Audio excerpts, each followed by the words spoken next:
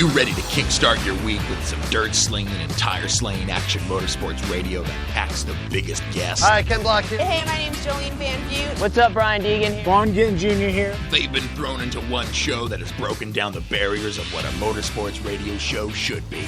This is the Down and Dirty Radio Show, powered by Polaris Razor, with support from General Tire, KMC Wheels, Rigid Industries, DirtFish, Gibson Exhaust, and MTX Audio, with your host, who also happens to spend his weekends flying 800 horsepower trucks through the dirt, Jim Beaver.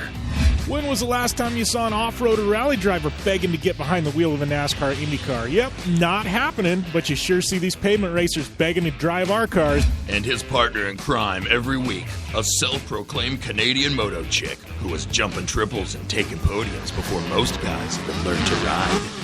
Ami Houde.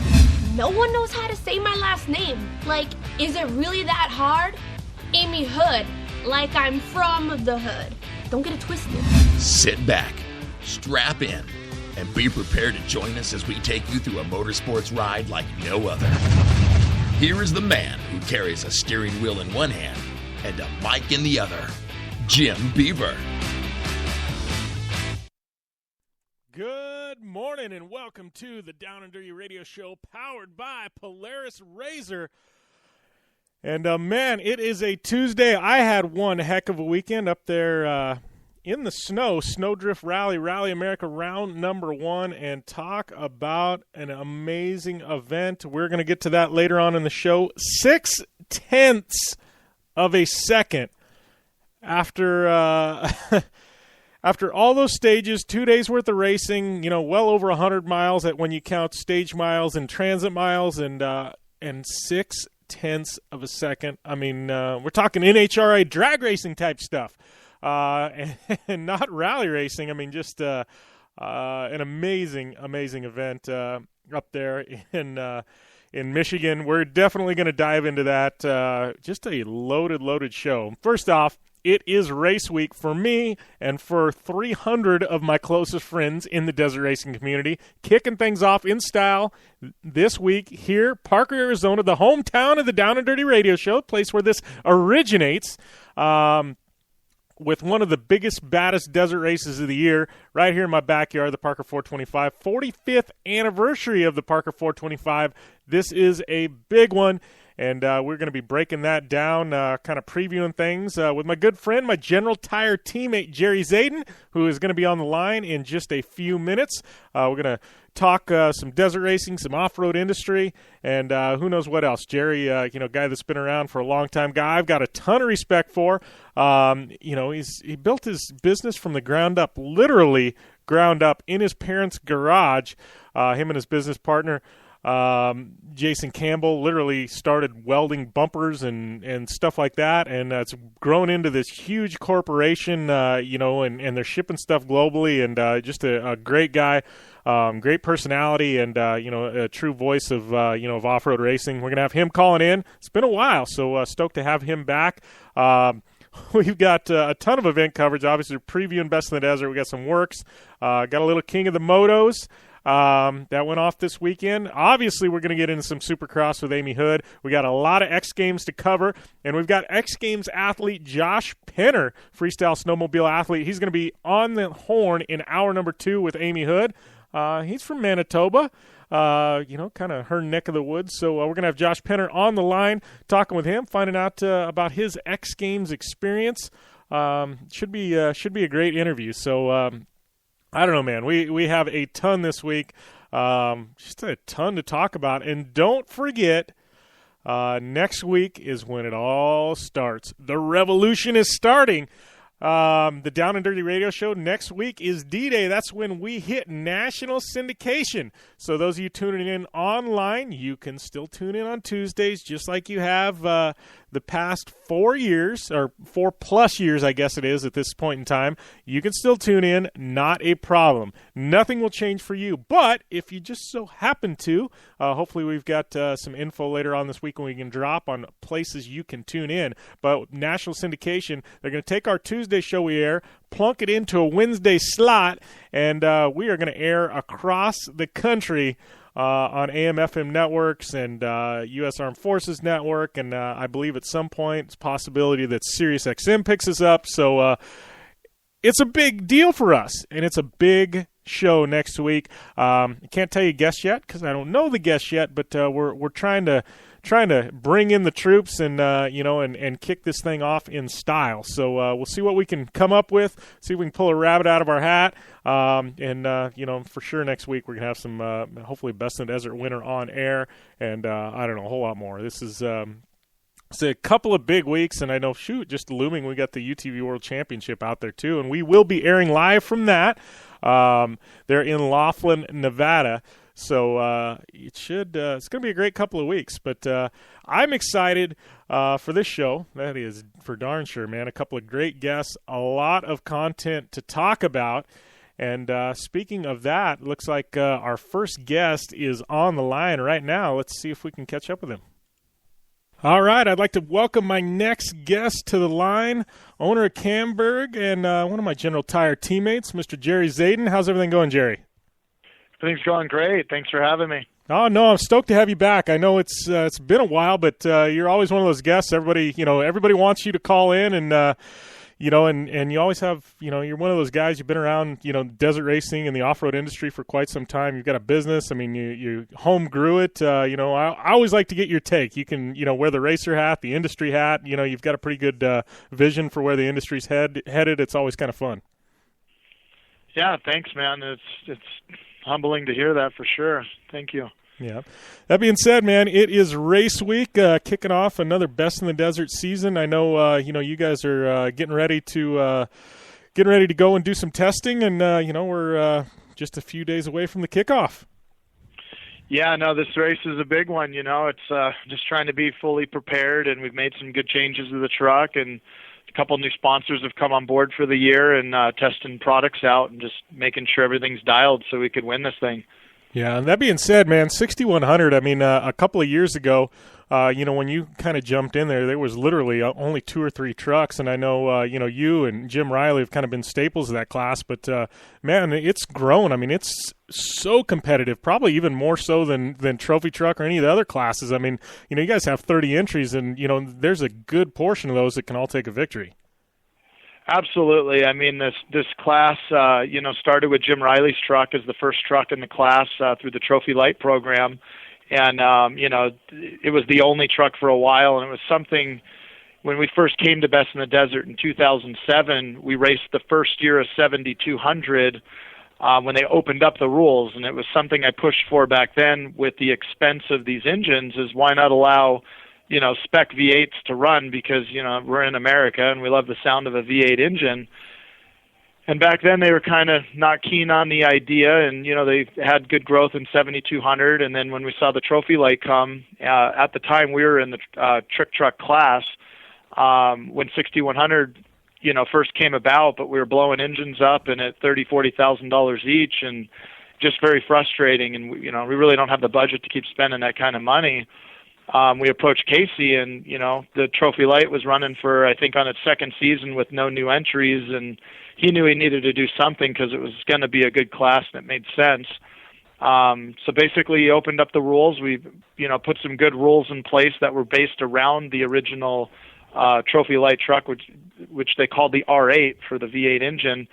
And, put some good rules in place. There's been a couple changes along the lines. Like, I think this year they're going to allow the EcoBoost engine in the class, which, you got half the class not wanting that and half the class saying who cares. And really we just want the spirit of competition on an equal playing field. And I think the EcoBoost engine against the Chevy LS3 engines a pretty good comparison with the technology. And, we'll just see how it pans out this year with a couple guys running it. But yeah, I mean, we're seeing, I think they've handed out over 50 numbers. We have a few new trucks being built for customers. Obviously they're not going to be a Parker because they didn't order the trucks in time, but, every builder out there is really busy. I think, from Geyser to Mason to us and Racer, I think we're all pretty busy building 6,100 trucks on top of the typical vehicles we build day to day. Yeah, and it's funny because you see a lot of guys going from, just all kinds of classes, kind of migrating towards 6100. Like you said, I mean, they're at some events just as fast, if not faster, than most of the trophy trucks. But the expense, just because of the engines, it just cuts it down a bit. And I think it's opened the door to a lot of guys, being able to run an unlimited class that maybe couldn't quite do it before. Yeah, I agree with that. We're seeing, what's typically known as a Class 10 car in Best in the Desert's a 1000 car. That class is seeing 30, 40 entries. The trick truck class in Best in the Desert seeing close to 50, which is huge, but I think it's because the quality of race. We have Parker, we have the Mint, we have Vegas Torino. These are big races, which makes it easy for crews and teams to show up and participate in. And I think we see the Class 1 or 1500 car with the expense of running those. I think you're seeing those guys move into 6100 because they realize, they're not going to be out-dollared on the engine. And I think that's why, the Class 1 or 1500 class stays competitive because that LS engine's really hard to beat. And I think what we're seeing is 6100's giving you the smoother ride and more suspension, just a little less power. But we've seen it time and time again, with our team. And who's the other? Brett Serapis and Jason Ruane. We've all been around top 10 overall. Parker, 2 years ago, we were 11th overall, but we started over 100th off the line, so we had all that dust to contend with all day long. But with half the horsepower, we finished 11th overall, which that's huge. Yeah, that's very impressive, especially considering Parker with a lot of the high speed roads and stuff like that, and trophy trucks with sometimes some of them I guess double the horsepower. I mean, that's very impressive for 6100 to finish so high. Yeah, I mean it's a lot of it. I mean, you've driven the trophy truck, so you know when you hit the gas with all that power, you're spinning tires most of the time. And on 6100, we don't have the power to really spin the tires at high speed, so we're getting a lot of traction, and the motor's just putting the horsepower to the ground. We top speed at 114 with the gearing we have. We could gear it to do about 120, a little over 120, but we really like the acceleration that we get out of gearing it, a little torquier. So top speed in the sand wash, we'll hit between like 50 and 65, 50 and 70, somewhere in there, whereas a trophy truck, we get hit upwards of 90. So that's pretty much the big difference, is that drag racing out of corners. That's where the trophy trucks get us. But overall, most of the time, what people think when they see videos of these trucks is they're always seeing our A-plus footage, so they always see that 100-mile-an-hour pass. But what they don't understand is that we only average 50 to 60 miles an hour, whether we're in a 6100 or a trophy truck. So at times we're crawling through big rocky stuff that typically guys get stuck in. You typically need a four-wheel drive Jeep to make it through this stuff. We just have vehicles that have a lot of suspension, so we can mosh through it. And what we see is, speeds of like 15 to 25 miles an hour crawling through this stuff sometimes, and that's what slows down our speeds. It's kind of hard for people to understand exactly what these trucks have to race through the desert in. Yeah, it definitely is until you actually get somebody out to, say, the Mint 400 or the Jeep Trail at Parker. I mean, they can watch TV and go, oh, that, I guess that's rough. But, you go and have them stand in a 3-foot hole, and then all of a sudden they're like, oh, man, these are big. Yeah, for sure. And, there's a misconception. Our social media is pretty funny because we have such a big following on there. We get a global following, right?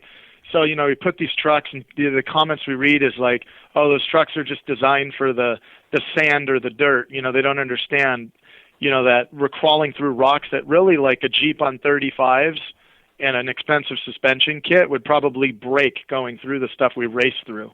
Yeah, and that's what's funny. You say that, and I know depending on when they run Vegas or Reno, and gosh, I can, there's some portions and some spots around, the Mint 400 and that area. Like you said, you're literally rock crawling, just over the rocks, picking and choosing your lines, and 2-3 miles an hour, and here you're in a truck that will go 120.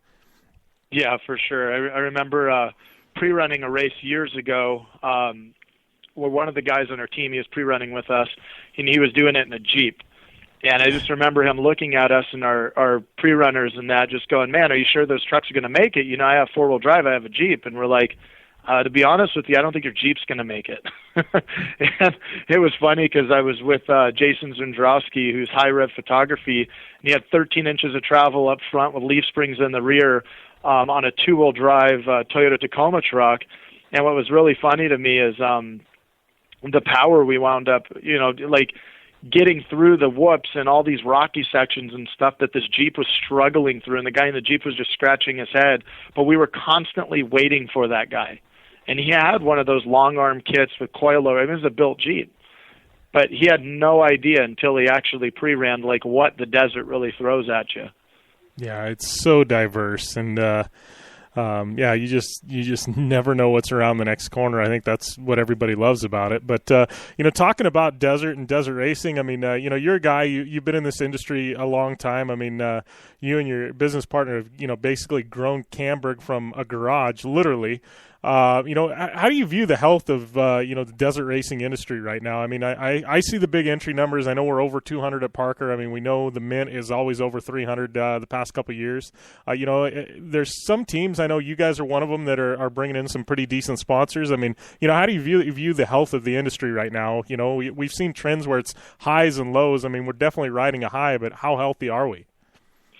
It's one of those things I see a little bit of changing going on, little changing of the guard in the industry, I guess you can say, is overall I think it's very healthy. I think companies, nationally and possibly even globally are really starting to take notice of off-road.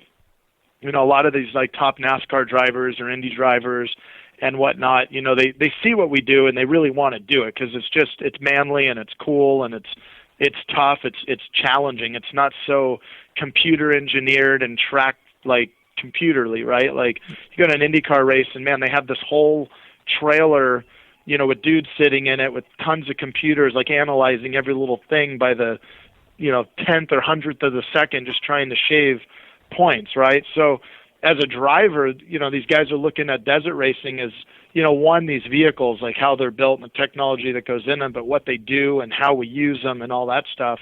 So we're starting to see a change in the guard, I guess you can say, right? Like people are paying attention to, wow, there's these motorcycles and camping in the desert and these trucks. And I mean, I see it growing. I see guys coming from Indy. I mean, we have one of our drivers is Alex Figge. He's raced IndyCar in the past.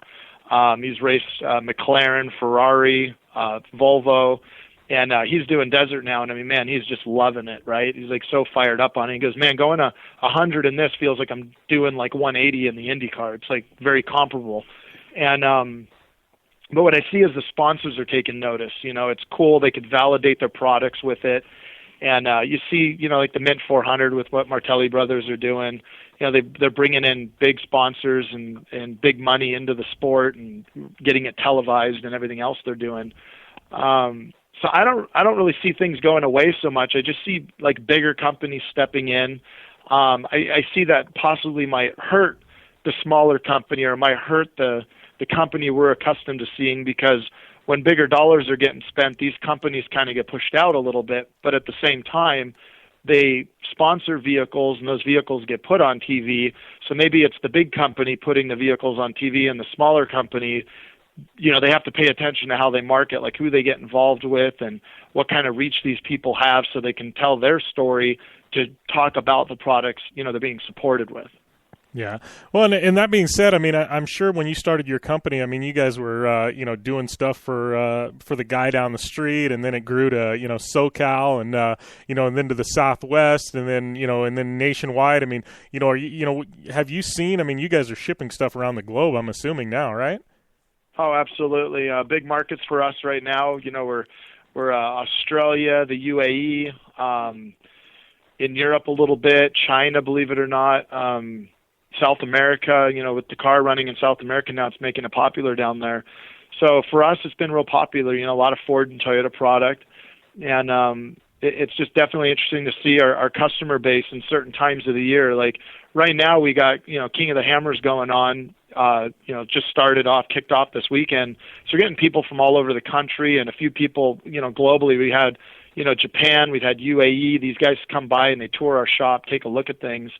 And when it's sand sports time, we get a lot of Middle Eastern customers coming in, from Qatar or Dubai and whatnot, because they're coming here looking at like buying buggies and parts and whatnot. And it's just really cool to see that off-roading just as a global thing is just really getting a lot of traction. Yeah, it seems like that. I know, even on my social media following, especially Instagram. I mean, you watch who follows you, and I've started seeing, in the past year or two, a lot of Middle Eastern accounts start following me, and you kind of go and look, and and they're adapting. Whereas 10 years ago, maybe their vehicles were quite a bit different. I mean, they're definitely adapting or kind of taking on, off-road vehicles that look like stuff we have here in the southwestern U.S. Yeah, for sure. And what I tell people, like people always ask, like, how did Camburg grow so fast? And what I would say is we started in 97, and just having a website for your business was a very rare thing in 97. And from day one, we had a website for Camburg. We had digital cameras back when they were really expensive, and everyone said, digital's never going to take over film. And, we've always invested in photography and videos and drones and all the stuff to reach people. And I still have that philosophy of, got involved in social media really before it's cool. Like, people were making fun of MySpace, and we had a MySpace account, before it was really that big of a deal. And when everyone said, oh, Facebook's for the moms, well, we had a Facebook page. And, our Facebook following now is like almost 2 million people following us. And our Instagram, we're reaching over 200,000 people now between two accounts. And when you look at that, we're reaching people and we're telling our story to people on a global level now. People in UAE have Instagram and Facebook. People all over the world have it. That's the way we're communicating now. So we tell our story, or people share it, or whatever it is, and that word gets out there quicker. And I think if you do a quality job and you make really cool stuff, you're just going to grow quickly. And I see that from, some of the guys in the diesel world or the sand car world or our racing world. And it's just how you can envision getting that message out to the masses is how you're going to grow your social media. And I think that's also a big thing when it comes to sponsors. I think we've had this conversation before. Like, there's some pretty big names in off-road, and these guys can win races and they do really well, but they don't really have a reach. They don't get out there to the people.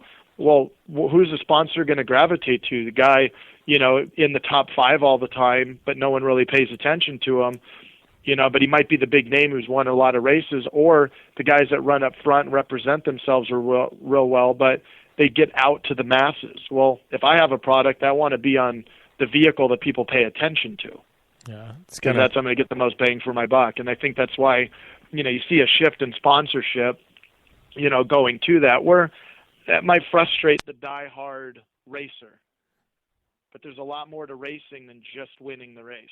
That's part of it.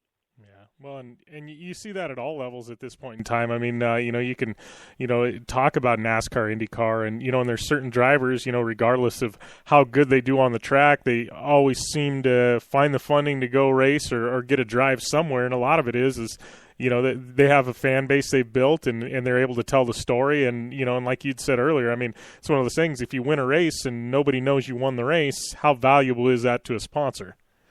Exactly. So, that being said, I know you do a lot of work with the OEMs, and obviously, anytime there's a new truck out on the market, you guys are always developing for it and ramping up things. I mean, I know I've seen, just in the past 10 years, especially in particular with Ford, but now we've seen a lot of the other OEs, kind of follow suit. We've seen a lot of, trucks. We always had four-wheel drives and they had packages, but it seems like now, they're gearing things towards the off-road market.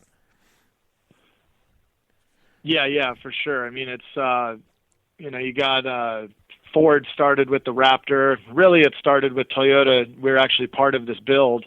That Toyota TRD at SEMA, I think it was 2007 SEMA show.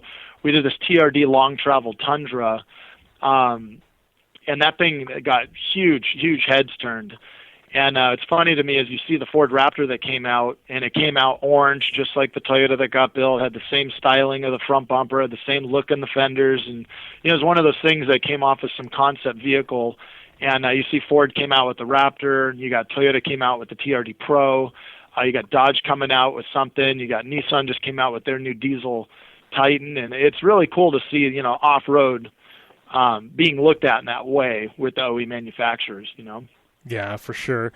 Well, and I mean, you guys, you know, it's got to be exciting for you to be able to work with all these different personalities. I mean, you guys, I know Camburg, you've had, you know, done a ton of celebrity builds. You do builds, you know, I don't know. I mean, I know you guys have been involved with DC Shoes and I think Supercross, and I mean, so many different builds. I mean, it's got to be fun for you on some of these projects just to kind of, you know, have a vision for it. And I'm sure you guys get some input and be able to just kind of create. Yeah, no, it's a blast, man. Like, we wound up doing SEMA show a couple years ago. Helped out Jesse James, who did a celebrity chef out of Texas build. So they took a Toyota Tundra truck, and you know, Toyota had four off-road vehicles in their booth that year, and 3 of them were all Camburg suspension. So, you know, that one vehicle that Jesse did had all our suspension on it. Then the truck we built for DC Shoes, it was for their snow team. We took a Tacoma, you know, built it with a snow plow and a camper on the roof, and you could put a the snowmobile in the bed of the truck. I mean, the thing was awesome. And then the JGR Supercross team, so the Joe Gibbs Racing Supercross team, partnered with NFAB on a Toyota Tundra build that had a motorcycle that got parked up inside of it with all the gear, and it was a long travel Tundra build. So done a lot of fun stuff like that. Did Villapoto's Raptor. You know, pro surfers like Sonny Garcia and Timmy Reyes, you know, these are like, you know, the pinnacle of the sport, you know, top 20 dudes, and Sonny Garcia is a former world champ. Their trucks, you know, local pros around here, whether motocross guys or surfers, some different celebrity people, you know, guys in bands, collabed with Jesse James's wife, Alexa DeJoria. That was the Patron Tundra that Racer Engineering built, had all Camburg suspension and rear end in it and everything. So a lot of really cool builds over the years, you know.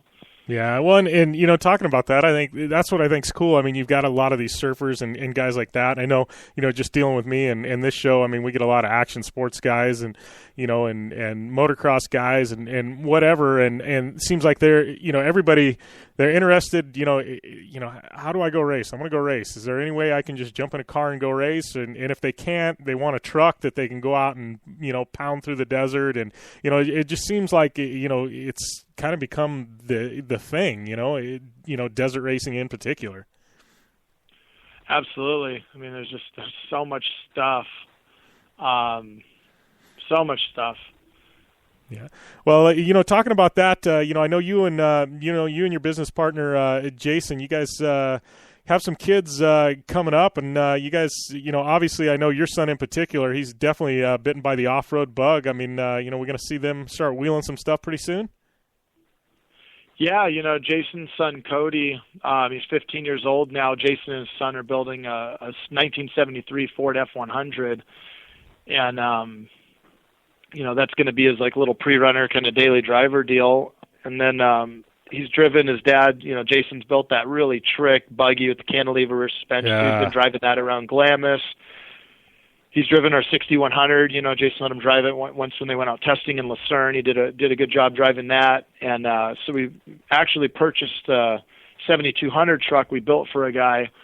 He raced at Parker once, and we bought that truck back from him. And my son, Zach, he's 14.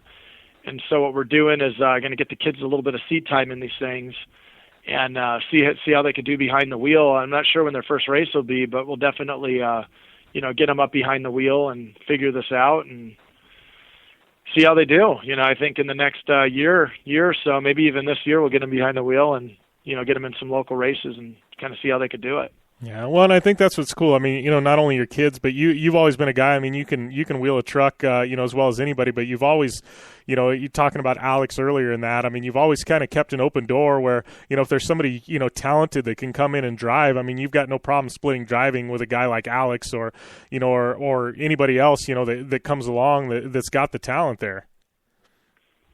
Yeah, for sure. So for us, it's, you know, we've been approached by a lot of people. We've been offered a lot of money for people to, you know, jump on board with us. And to us, it's not really about that. Like, whoever comes on board, they need to be able to be competitive. And for us, it's like, you know, if we got a guy, you know, who can help out in some ways, you know, that's awesome. And for us, it's about when we're at a race, like, you know, what's the best way to win this thing, you know? So if we bring guys out with us, like an Alex Figge, you know, he has zero off-road experience prior to us.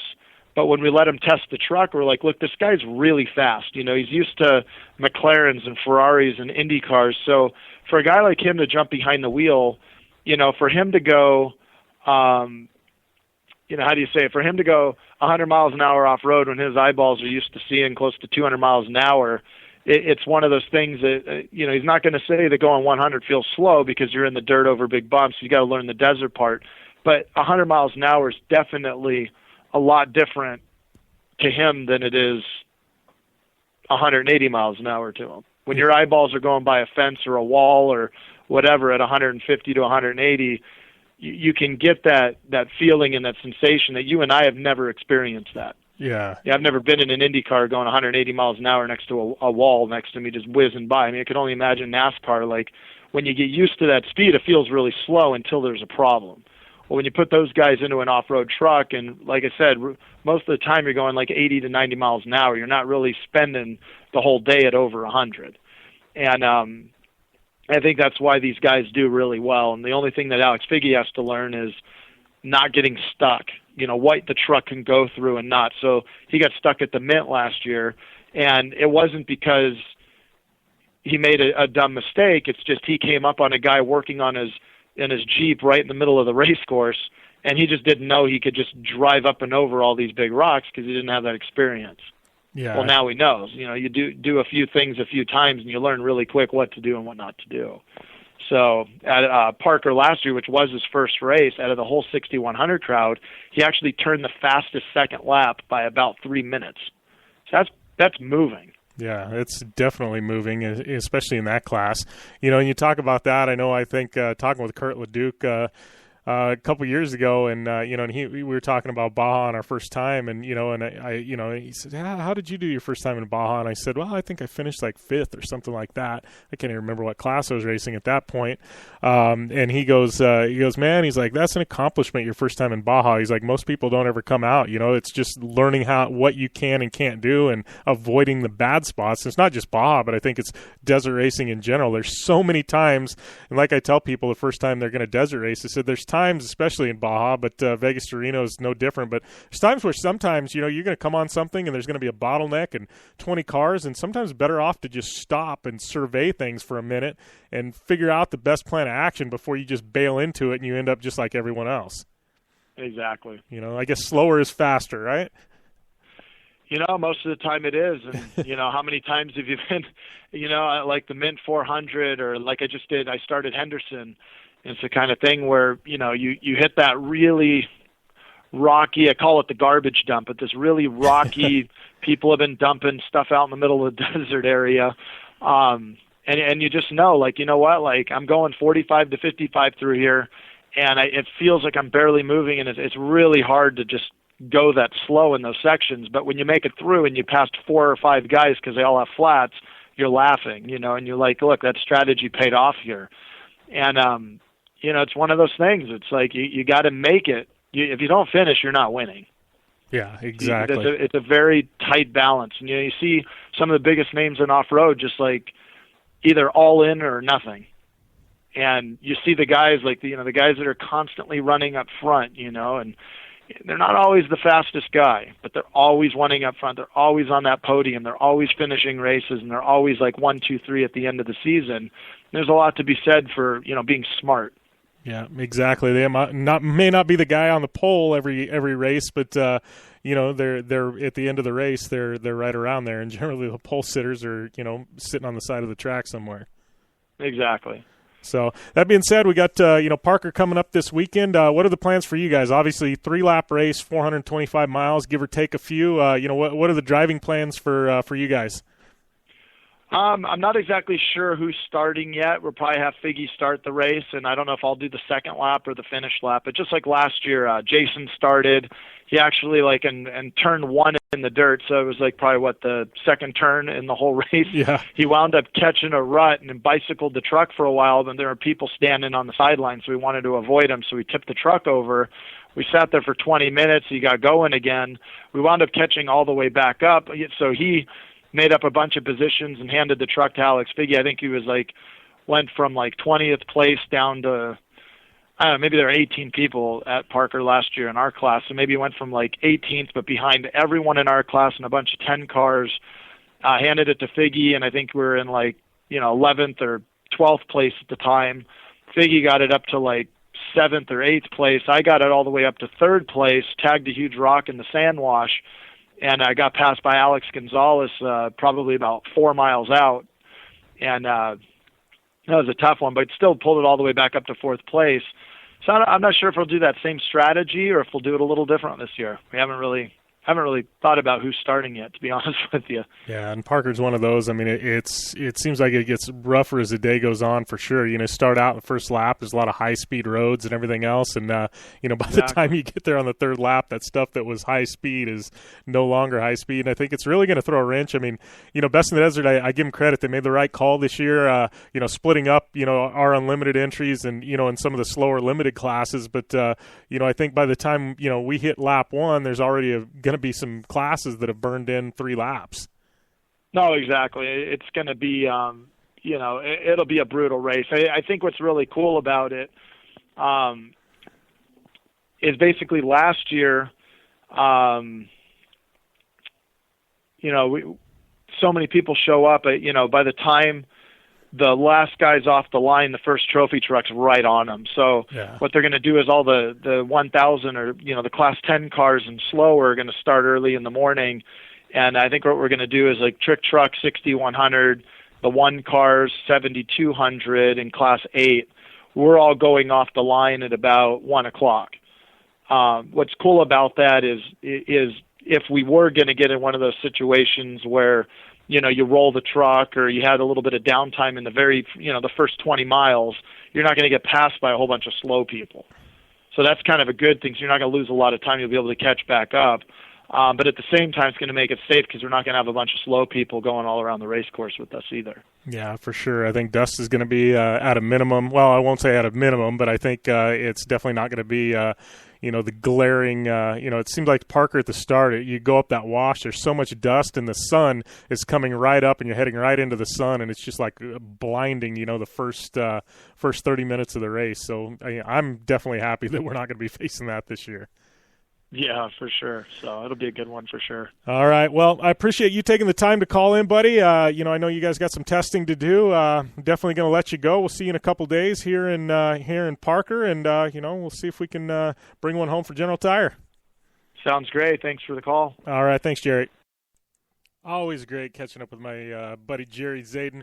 That's right. Best in the Desert Parker 425, presented by Impact, kicking off this week. Actually, I've got Wednesday. I'm going to do something at a youth center, have the truck on display, sign some autographs, give some stickers away to some kids at local youth center. And then Thursday, qualifying. In the morning, we got Pit Crew Challenge in the afternoon and early evening, put on by the Down and Dirty Radio Show, as well as Napa Auto Parts. Then Friday, contingency day. Saturday, it's game on, race time. Limited cars in the morning. Trophy truck 6100s, faster cars in the afternoon. Race-desert.com is going to be your home for all the live tracking and scoring for the event. Looking at the entry list as of last week, 49 trick trucks, 36 class 10s, 26 class 6100s, 28 class 1500s or class 1s. I mean, loaded field. I'm sure we're well over 200 entries by now.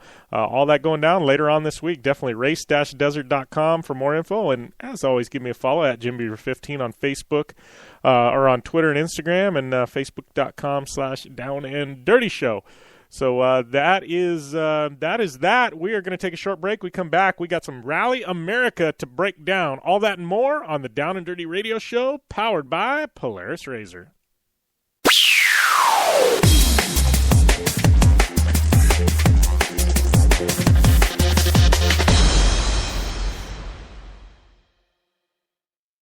I'm Polaris rider Levi LaValle, and I choose Polaris just because they have the best quality, highest performing, most fun machines out there. Only one company has taken Levi LaValle to 10 X Games medals, snowcross championships, a double backflip, and a world record long jump of 412 feet across the San Diego Harbor on New Year's Eve, and that company is Polaris.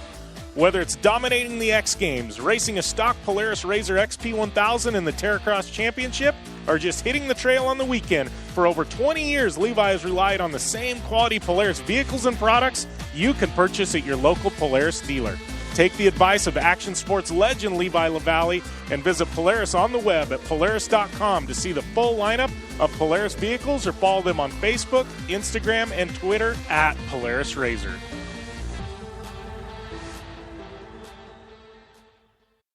For 100 years, General Tire has provided tires for your lifestyle, your adventure, your anywhere. Born from competition, the Grabber tire offers the durability and off-road traction you demand in a tire. We put these tires to the test in the harshest off-road racing conditions to give you a tire that will make your anywhere possible. So let us take you on your next big adventure. Tweet us photos at General Tire, hashtag anywhere is possible. Because with General Tire, anywhere is possible. Life is all about sound, the sound of sports, the sound at the racetrack, and the sound of your vehicle. Don't drive around listening to this. Drive around listening to the sound of performance. Gibson Performance. Gibson Performance Exhaust is the company who can turn this into this. Remember that life is all about sound, and Gibson Exhaust is the sound of performance. Check out your next catback exhaust system, headers, muffler, or UTV exhaust at GibsonPerformance.com and get more power and more sound. Come to the island and rip it up this summer. Wakeboard Island. It's a skate park on water at Blue Water Resort and Casino. Check out the 2-tower cable system that pulls you and your board over the water. No boats to watch out for. No fumes. Wakeboard Island is open to all skill levels with an open center section for beginners. And for trick riders, a double side kicker in a 60-foot flat box. Wakeboard Island. The best ride this side of the Rockies. Adjacent to the River's Edge Cantina at Blue Water Resort and Casino on the Colorado River in Parker, Arizona.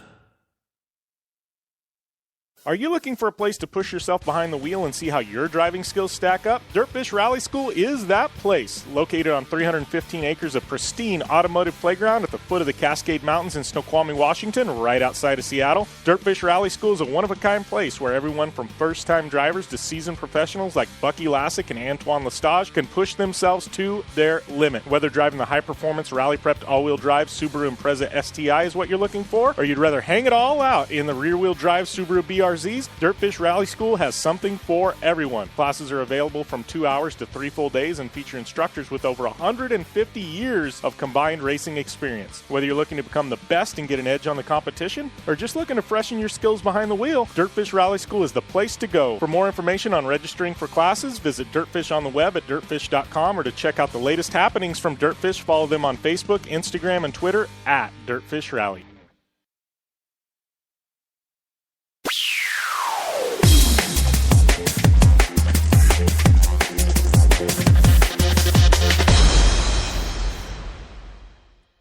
Welcome back to the Down and Dirty Radio Show, powered by Polaris RZR. Jim Beaver in the house on a Tuesday morning. We got just wrapped up with my good friend Jerry Zayen. He's a guy that literally I could probably talk to for hours, man. He and I get on calls, and I think we purposely don't do it very often because we get on calls, and it's one of those things where 2 hours goes by seriously during the workday, and we're solving all the problems with the off-road industry. Yeah, and don't get me wrong, there are some problems. Things are great, a very healthy industry right now, but there's some things that could use changed. And we bench race with the best of them, and there you go. There goes an hour and a half, 2 hours of our time. So no, I guess we just ought to record them and throw them up here on the show, right? But great catching up with Jerry. But this weekend I was up in in Atlanta, Michigan, Gaylord, Michigan, Lewiston, Michigan, the northern part of the Lower Peninsula for the Snowdrift Rally. And what that means is this is our DirtFish Rally Report for the week, brought to you by our good friends at DirtFish Rally School. Find out more information on the web, www.dirtfish.com. And love my friends and my family up there at DirtFish. Can't wait to get back up there. Again, very, very soon. Definitely, I know they've got a deal going on right now, Valentine's Day special. So, yeah, I don't know. I think his and hers rally classes, I don't know, to me, that's perfect, right? I don't know. I know my wife wants to get up there at some point. So, I don't know. I think it's a cool deal. Get in on that, man. way you can get away with, I don't know, giving your other, a little bit of rally action. She'll love it. You'll love it. I don't know. I think it's perfect. So that's just me. But anyways, getting back to Snowdrift. Man, talk about an epic event. Before we jump into things, I think the biggest thing is everybody wants to know, where's David Higgins? He was on the entry list. Now he's not. Where is David Higgins? How come he's not running? Where's Subaru? Obviously, Bucky was there with a full Subaru contingent. They had, the hauler, box truck, what have you there. But everyone's like, where is Higgins? Where is Higgins? So, in Rally America Radio, I caught up with Higgins. Higgins was on site. This is a quick 2-minute interview I recorded up there in Atlanta, Michigan. So this is what is going on with David Higgins, direct from David Higgins. That's right. Only the Down and Dirty Radio Show is bringing you this. So here is David Higgins, and then we'll give you results here in a minute and break down everything. But I wanted to dispel any rumors, so I got with David, and he recorded a quick interview and said, hey, look, this is what's going on. So here's David Higgins. All right, catching up here with David Higgins, taking a little bit different role this weekend, kind of an advisor, helping Bucky out. How's everything going? Yeah, it's good. Obviously, it's for sure it's much harder when you come to a race and you're not competing. It's different, but it's been fun. Bucky's a great guy. I've worked with him a lot in the GRC, so it's nice to sort of be here for his first rally event as well. And he's doing an absolute fantastic job, and it's been a big sort of learning curve for them. But the guys have been doing a cracking job, so if they can keep going on that, they're enjoying it, and it's been quite fun for me. I've been out in the stages, hanging out with some of the fans that you get to see what they do to support us, and it's quite nice to be out there, all close, stinking of smoke from the fires and everything. But it's been different, but I'm looking forward to getting back in the hot seat. Well, that being said, we obviously missing the first event of the year. I know you still have a chance with the way the point system works at a championship. We're going to see you definitely back in the car, hopefully at 100 Acre. Yeah, that's the plan anyway. So there's a lot going on at the moment behind the scenes, sorting out different things. We've got a big team with a big program with the GRC and Rally, and it's just trying to make everything all work together. So it's going to be a busy year for me for sure. So although it looks like I'm retired or injured or whatever the word on the street is, the fact is we're going to be super busy later on, but I just can't wait to get going again, really. Well, I got to jump back a few months. After Rally America season wrapped up, you did a bit of GRC, and then you were able to take in a World Rally Championship event. How was that racing? Kind of finally back home. Yeah, no, it was really good. I didn't really have an awful lot of time to have a lot of thought into it before we did the event, because we were so busy with finishing off the Rally America, and then, like you say, we went straight from there to Vegas for the GRC, and I went home and literally had one day at home before we were out on the recce for the rally again. So, but the atmosphere was amazing.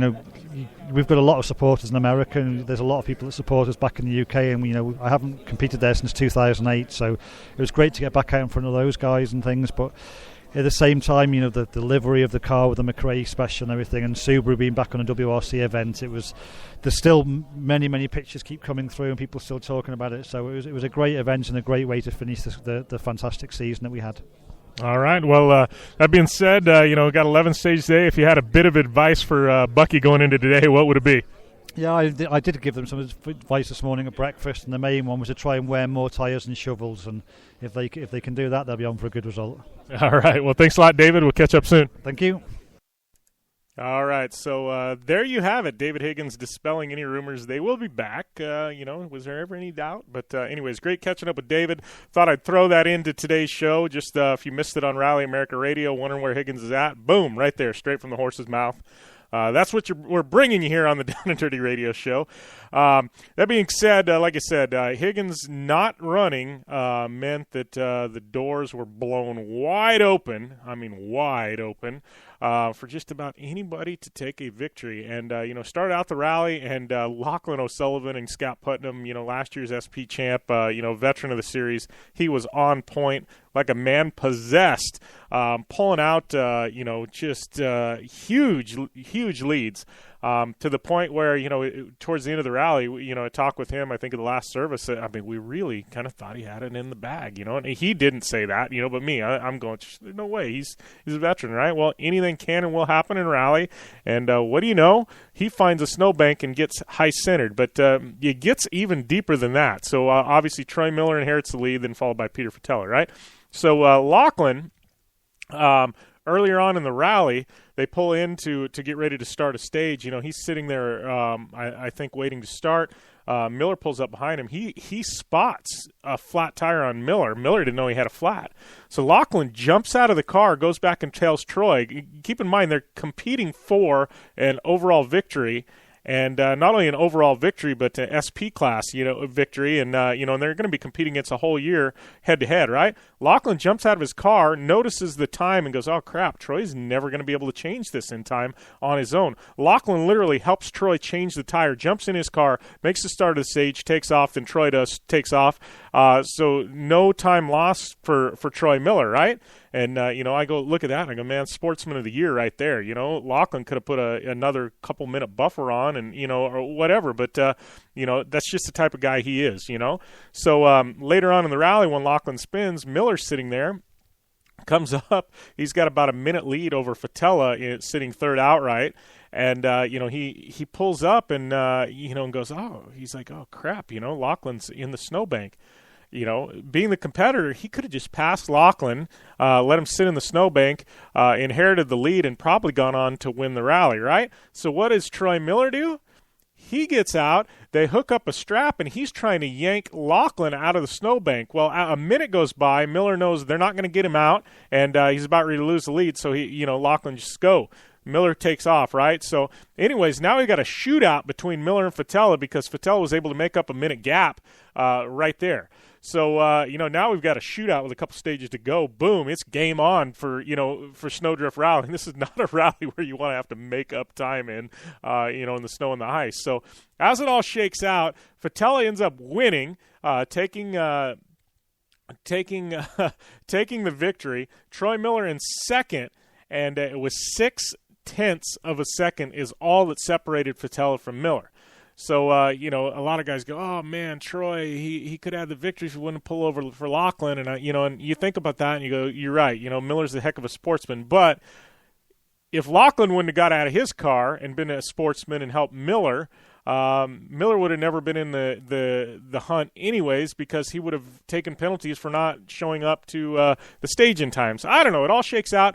The moral of the story is Troy Miller and Lachlan O'Sullivan, both of them are class acts. Let's just put it that way. So, and well-deserved victory. Peter Fatella, he's become a good friend of mine, and he's been doing this rally thing for quite some time, and, he's got a new car being built. This car wasn't even supposed to run this event. The new one's going to debut at 100 Acre now. It wasn't quite ready. They raced the old car, walks away with a victory, and you want to talk about an emotional guy. He's a guy, like I said, he's become a good friend of mine, just very, very emotional, and, and both him and his co-driver Dominic are both just hilarious guys. If you're ever out at a Rally America event, definitely go up and talk to them. They're funny, absolutely funny. They've got a huge fan following, but just an emotional Peter Fatella, taking the victory. Shout out to Troy Miller. He ended up taking the super production win. I guess the consolation is losing by 0.6 for the overall. He still took the SP win. And then Brenton Kelly, my DirtFish Rally teammate, Brenton Kelly, also an instructor up at DirtFish once in a while, gets fit in here, into this DirtFish Rally Report, nice and smooth. But Brenton Kelly, taking home that victory. Or taking home, a third place spot on the podium. Then we got Henry Krolikowski, his wife Cynthia, one of the old vets, and Henry just out there plugging away. A lot of times he's taken a Snowdrift overall victory way back when, I believe, but solid effort by him. Fourth, second in SP, battling back Lachlan O'Sullivan, and man, he was a man possessed once he got the car out of the snowbank. I mean, just putting down some amazing times. He took that spot fifth, second in SP, and then we had Fortunato, brand new 2016 Subaru WRX, shows up in the very first race, and I believe this car was built by Nameless Performance. Beautiful, beautiful car. You can go, obviously there's pictures all over Instagram. I know Rally America on their websites updated their photo gallery. I think they've got some pictures there. And then Casey Highlights also, I think, threw up some too because they're sponsored by them. But just an amazing, beautiful car. Solid effort right out of the box, third place. Art Grushka, seventh. Third in open class, two-wheel drive winner, Cameron Steele. This is another story here. Cameron, he had to battle back as well from super rallying the first day. Does a super rally, comes back and takes home first place. And then Ryan Millen in the Toyota RAV4, second. He was another one. Spent 12 minutes in a snowbank, pulls it out. And then third on the two-wheel drive podium, Jordan Guitar, who is in a B-Spec Honda Fit, finding his way to the two-wheel drive podium, also taking first in B-Spec. Just crazy. My off-road buddy Steve LaRosa, 11th overall, third in two-wheel drive. I guess fourth in two-wheel drive if you count the B-Specs. Just this crazy rally. And I got to give a shout-out to before we kind of move on here, but Kiana Erickson Chang. She's in a 2016 Ford Fiesta. It's a B-Spec, kind of a stock vehicle. And she just had a phenomenal rally. Very clean in the snow and ice. I got to give her a ton of credit. Great effort.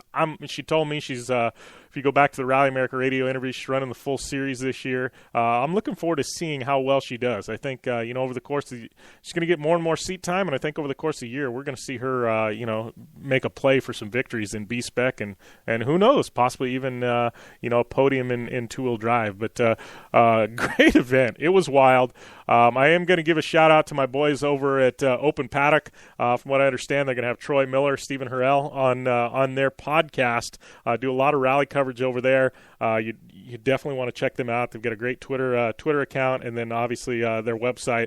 It's Open Paddock Podcast. So you can subscribe in iTunes. That's where I get it. But they do a great job covering WRC and Rally America. If you like some more in-depth coverage than we give you, definitely go and check those boys out. And I know they got a big post Rally America Snowdrift episode coming up, so you definitely want to check that out. They also have a full write-up on it as well. But that was your DirtFish Rally Report for this week, brought to you by our good friends at DirtFish Rally School. Find out more information on the web, www.dirtfish.com. And that being said, we got a ton of race results to get to real quick. Just a ton of them. That's all there is to it. Obviously Snowdrift going on. We gotta give some Polaris Razor results from the WORCS series. They were in action. Side by side Pro Unlimited. My Polaris Razor teammate Ryan Piplick taking home the victory. At Ray Bullo and Ryan Holes, your 1, 2, and 3. RJ Anderson, DNF down there. RJ's WORCS debut this year. Bummer to see RJ out. Side by side 1,000 stock. It was Miss Shelby Anderson taking the victory. Gilbert Flores second. Dean Wheeler in third. Shelby, man, girl is on point this year. Don't mess with Shelby Anderson. Side by side 1,000. It was Peyton Mills, Randy Romo, and Dean Wheeler. Your 1, 2, and 3. And then Production Turbo, Jason Walton with the victory. And last class, we get to some ladies' results. That's right, Shelby Anderson running in the men's. But side-by-side women's class, it was Danielle Weatherly in the Razor taking the victory. Elizabeth Bash, Jennifer Broughton, your 1, 2, and 3. Another Down and Dirty Radio Show family member, I guess, Katie Vernola. She was down there in 6th place. But, WORCS firing on all 8. I guess can't really say that about side-by-sides, but WORCS definitely, they got a big series, man, and definitely the place to go if you want to race razors. That, Terracross, Best of the Desert, I don't know, lots of options. GNCC, lots of places to race razors, even some rally. Hopefully I got a project working you guys will like about me. We'll talk about it at some point, but some WORCS, and then obviously we got some X Games to get to. Our next guest is an X Games athlete, but do have to give a shout out to our boy Paul Thacker, who was on air last week with us, taking home second silver medal in Snowcross Adaptive. Winner was Mike Schultz. E.J. Popolowski in third with the bronze. But Thacker, I mean, that was like 10 years coming for Paul. Very emotional. I texted with him afterwards, and he was just amped. So big congrats to Paul Thacker. Sounds like Snowcross Series picked up the Adaptive guys, so we're going to see those guys racing even more. And then Tucker Hibbert, the guy's an animal. taking home yet another gold. Adam Reinheim second, Corin Todd in third, but Tucker Hibbert. I mean, what can you say about this guy? It's just nutty how good he is. I think he tied the record with Jamie Bestwick for most consecutive gold medals at X Games. So obviously Bestwick's record got snapped this year. So if Hibbert can take the victory next year, he inherits I guess that title. Then in snowmobile freestyle, Joe Parsons with the win, Heath Frisbee, followed by Brett Turcutt. Got to give a shout-out to Joe Parsons. Pulled something out I hadn't seen before. Did a backflip, then switched around and sat on his seat backwards and landed. You got to check it out, xgames.com. It's floating all over social media also, but amazing trick there. Even my buddy Cameron Steele and Tess Sewell, who were calling it, were like, holy crap.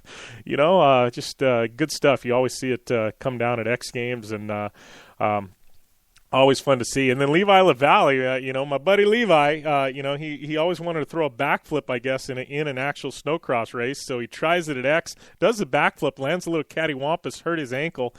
So he missed the freestyle finale. But, Levi LaValle, he probably got more airtime for his backflip in a race than he would have, in freestyle. So always a showman and just a great personality, Levi LaValle. But throwing it down. So Levi, that's the story with Levi LaValle. We're going to take a short break. We come back. We got Ami Houde calling in, and then we got Josh Pinner on the line talking a little more X Games. All that and more on the Down and Dirty Radio Show, powered by Polaris RZR.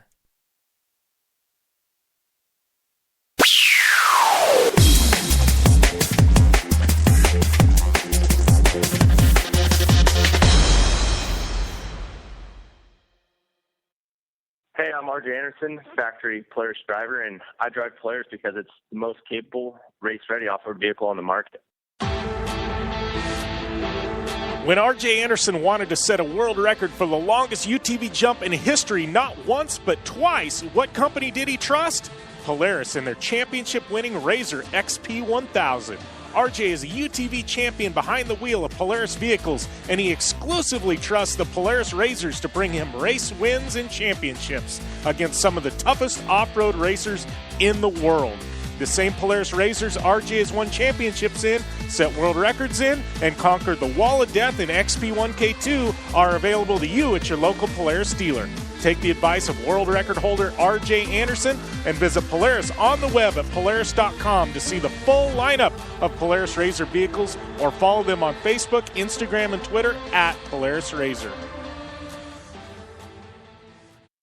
For 100 years, General Tire has provided tires for your lifestyle, your adventure, your anywhere. Born from competition, the Grabber tire offers the durability and off-road traction you demand in a tire. We put these tires to the test in the harshest off-road racing conditions to give you a tire that will make your anywhere possible. So let us take you on your next big adventure. Tweet us photos at General Tire, hashtag anywhere is possible. Because with General Tire, anywhere is possible.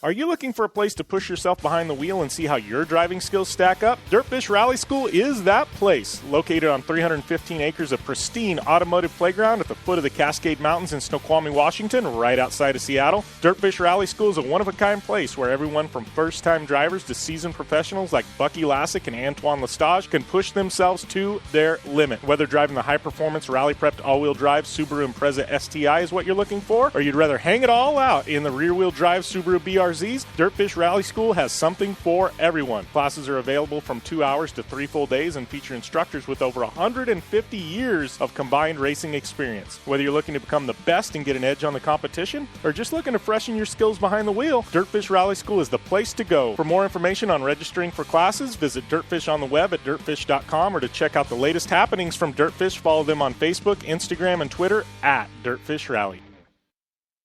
Life is all about sound, the sound of sports, the sound at the racetrack, and the sound of your vehicle.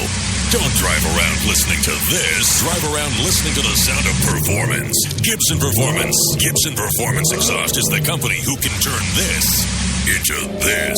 Remember that life is all about sound, and Gibson Exhaust is the sound of performance. Check out your next catback exhaust system, headers, muffler, or UTV exhaust at GibsonPerformance.com and get more power and more sound.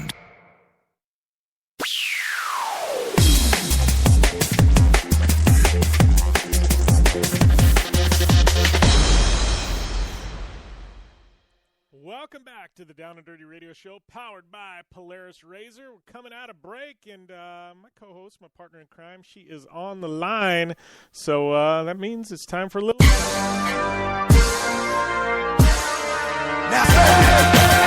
where the hood at? You better bust that if you don't pull that. Where the hood at?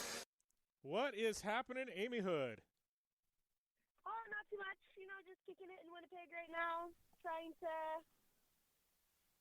get everything handled and get ready to head to California here in 2 weeks. Yeah, I know, man, this ladies' ride day, this thing is amping up for you. I know, Vicky Golden is on the hook now to go? I mean, you got some legit ladies coming out. Yeah, Vicky Golden, Lauren Woods, my friend Rachel Van Derpen, and Teen Falls. Like, she's an incredible rider. Like, there's so many top girls coming out to hang out with all, the amateurs and the fans and the girls who are, trying to make their way to become a pro racer as well. And it's so cool that they want to be a part of this event. And, I asked them to come down because these girls look up to them. Like, I want them to be there to ride with them and mingle with them and talk to them and just kind of create this environment that's very welcoming. And, it's, as a young girl, I dreamed of talking to and never mind riding with, but just the chance to meet some of my idols. It's crazy to think that, we can give them the opportunity to actually ride with them. It's so exciting, and everyone's on board, and everyone's looking forward to it, and I'm excited how great it's turning out to be. And I actually just talked to Palace Raceway, too, and they're amped, and they've already been talking about doing some more and having camp out. So I just think it's going to be such a great event altogether. And there's tons of cool sponsors on board, too. I can't thank Crush MX, Epica Girls, RMC Graphics, and First Form for sponsoring. And we just got on board Off-Road Like a Girl as well. So people are kind of tagging along as this thing kind of comes winding to date. But with tons of swag for the girls to give away. That's, like, the best part is these girls are going to be hooked up. Yeah, I think it's pretty cool. I mean, it's not often that, you get to get a bunch of, girl riders only together at a track and just kind of take over. And I think that's what's the cool part. It's, it just doesn't happen very often. And here you guys are making it happen. And it sounds like, after this, I think the can of worms is open. It's going to happen all the time. Yeah, that's what I hope so. I really want to give back to the tracks, and they're benefiting from all the people in the gate for them. And, a lot of tracks struggle. I mean, it's hard to break even, never mind make money. And Paula is owned by the band, the tribe, and it's on an Indian reserve. So it's, and they're in the desert. They got a water. They have 3 tracks. They maintain them impeccably all day on ride days. Like, they, this is something that I hope could benefit them as well. And, they could bring a lot of people into the door, and, a lot of girls will maybe choose to go ride at Paula because of the different options of tracks. And I love the fact that they have the vet tracks. That was the main reason why I wanted to hold this event here. It's such a great facility for all riding levels and ages. So it's going to be great. And they're so fantastic. They're going to build me a little cornered, like, turn track for, beginners to kind of, if they want to try a bike out for the first time, or maybe they're not comfortable riding with everybody. They're going to stock the canteen. They gave me this 5 pavilion to use. They've been so gracious and so helpful. I just can't thank them enough for, allowing me to hold this event at their track. And they're fantastic people. So I'm so excited. I feel like this is like a Christmas present. It's going to be great. And, I'm trying to keep it simple because I want to enjoy it too. And, after this, we'll see how we can make it bigger and better for the next time. But, right now I'm just trying to make it as simple as possible. So smooth sailing, and I can actually ride and have some fun too. I'm not running around like a chicken with my head cut off all day. Yeah, exactly. And that's it. I mean, I know I've got into that problem when I put on events and stuff like that, where it turns out being an amazing event, but I'm running around so much that I don't get to enjoy it. So that's what I'm hoping. You actually get to spend some time on the track having fun with the ladies. And I've had to say no to so many things. Like, we've had a lot of different, options. Oh, let's do this, let's do that. I'm like, no, we're keeping it like this. It has to be simple. That's what I need. It's like, we'll do that next time. Like, it is what it is right now. Like, it's just like, let's just hang out and ride together, and that's it, So, Yeah, I'm trying to keep this as simple as possible. But yeah, up next, I'm really excited to bring on, we'll talk some Supercross after we bring on my friend Josh Penner, a local Manitoban who made it to the X Games. And it's kind of like one of those like inspiring stories where he's been trying for years. He's been a local pro racer for many years, and actually a guy that I looked up to when I was on, I think, like 50s or 60s, and he was this kid winning on 80s, just like the underdog, no nice bikes, no fancy anything, like just a die-hard, like true natural talent rider. And, I know he's been trying to make X Games for years now, and he was an alternate last year, and he made it. I mean, it's one of those rags to riches stories, and I'm really excited to kind of hear about his first experience, at the ground level at X Games and what it was like kind of being from a homegrown country boy, farmer, to making it to the X Games. So I shoot him a message to call in right now. So yeah, I'm excited to pick his brain. Well, and that's the thing about X Games. It's it seems like sometimes it almost becomes like an old boys club, or it's like there's a clique, and and some of these guys that maybe had a big name at one point in time, that they're not really up to the level they should be anymore. They still get to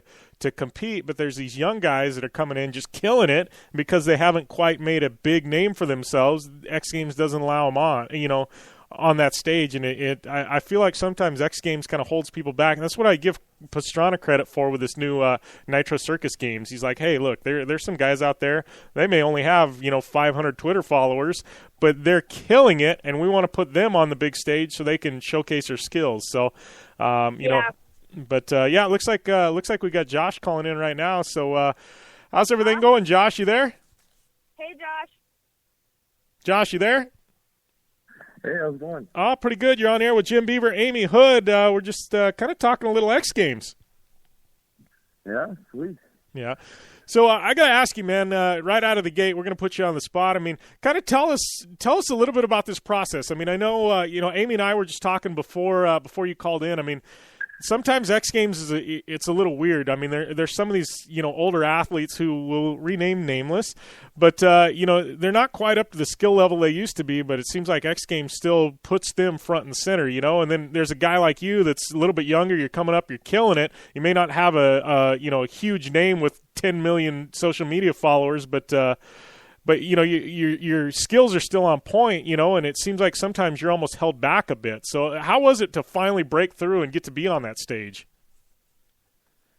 It feels pretty awesome. I mean, when I was up there with the TV crew and stuff, it's all pretty surreal, and it's hard to believe you're there, but then again, you have a task at hand, and that's what you prepared for, so you kind of zone it out when you get there, and you kind of, if you put in the hard work and stuff, you just feel like you belong there.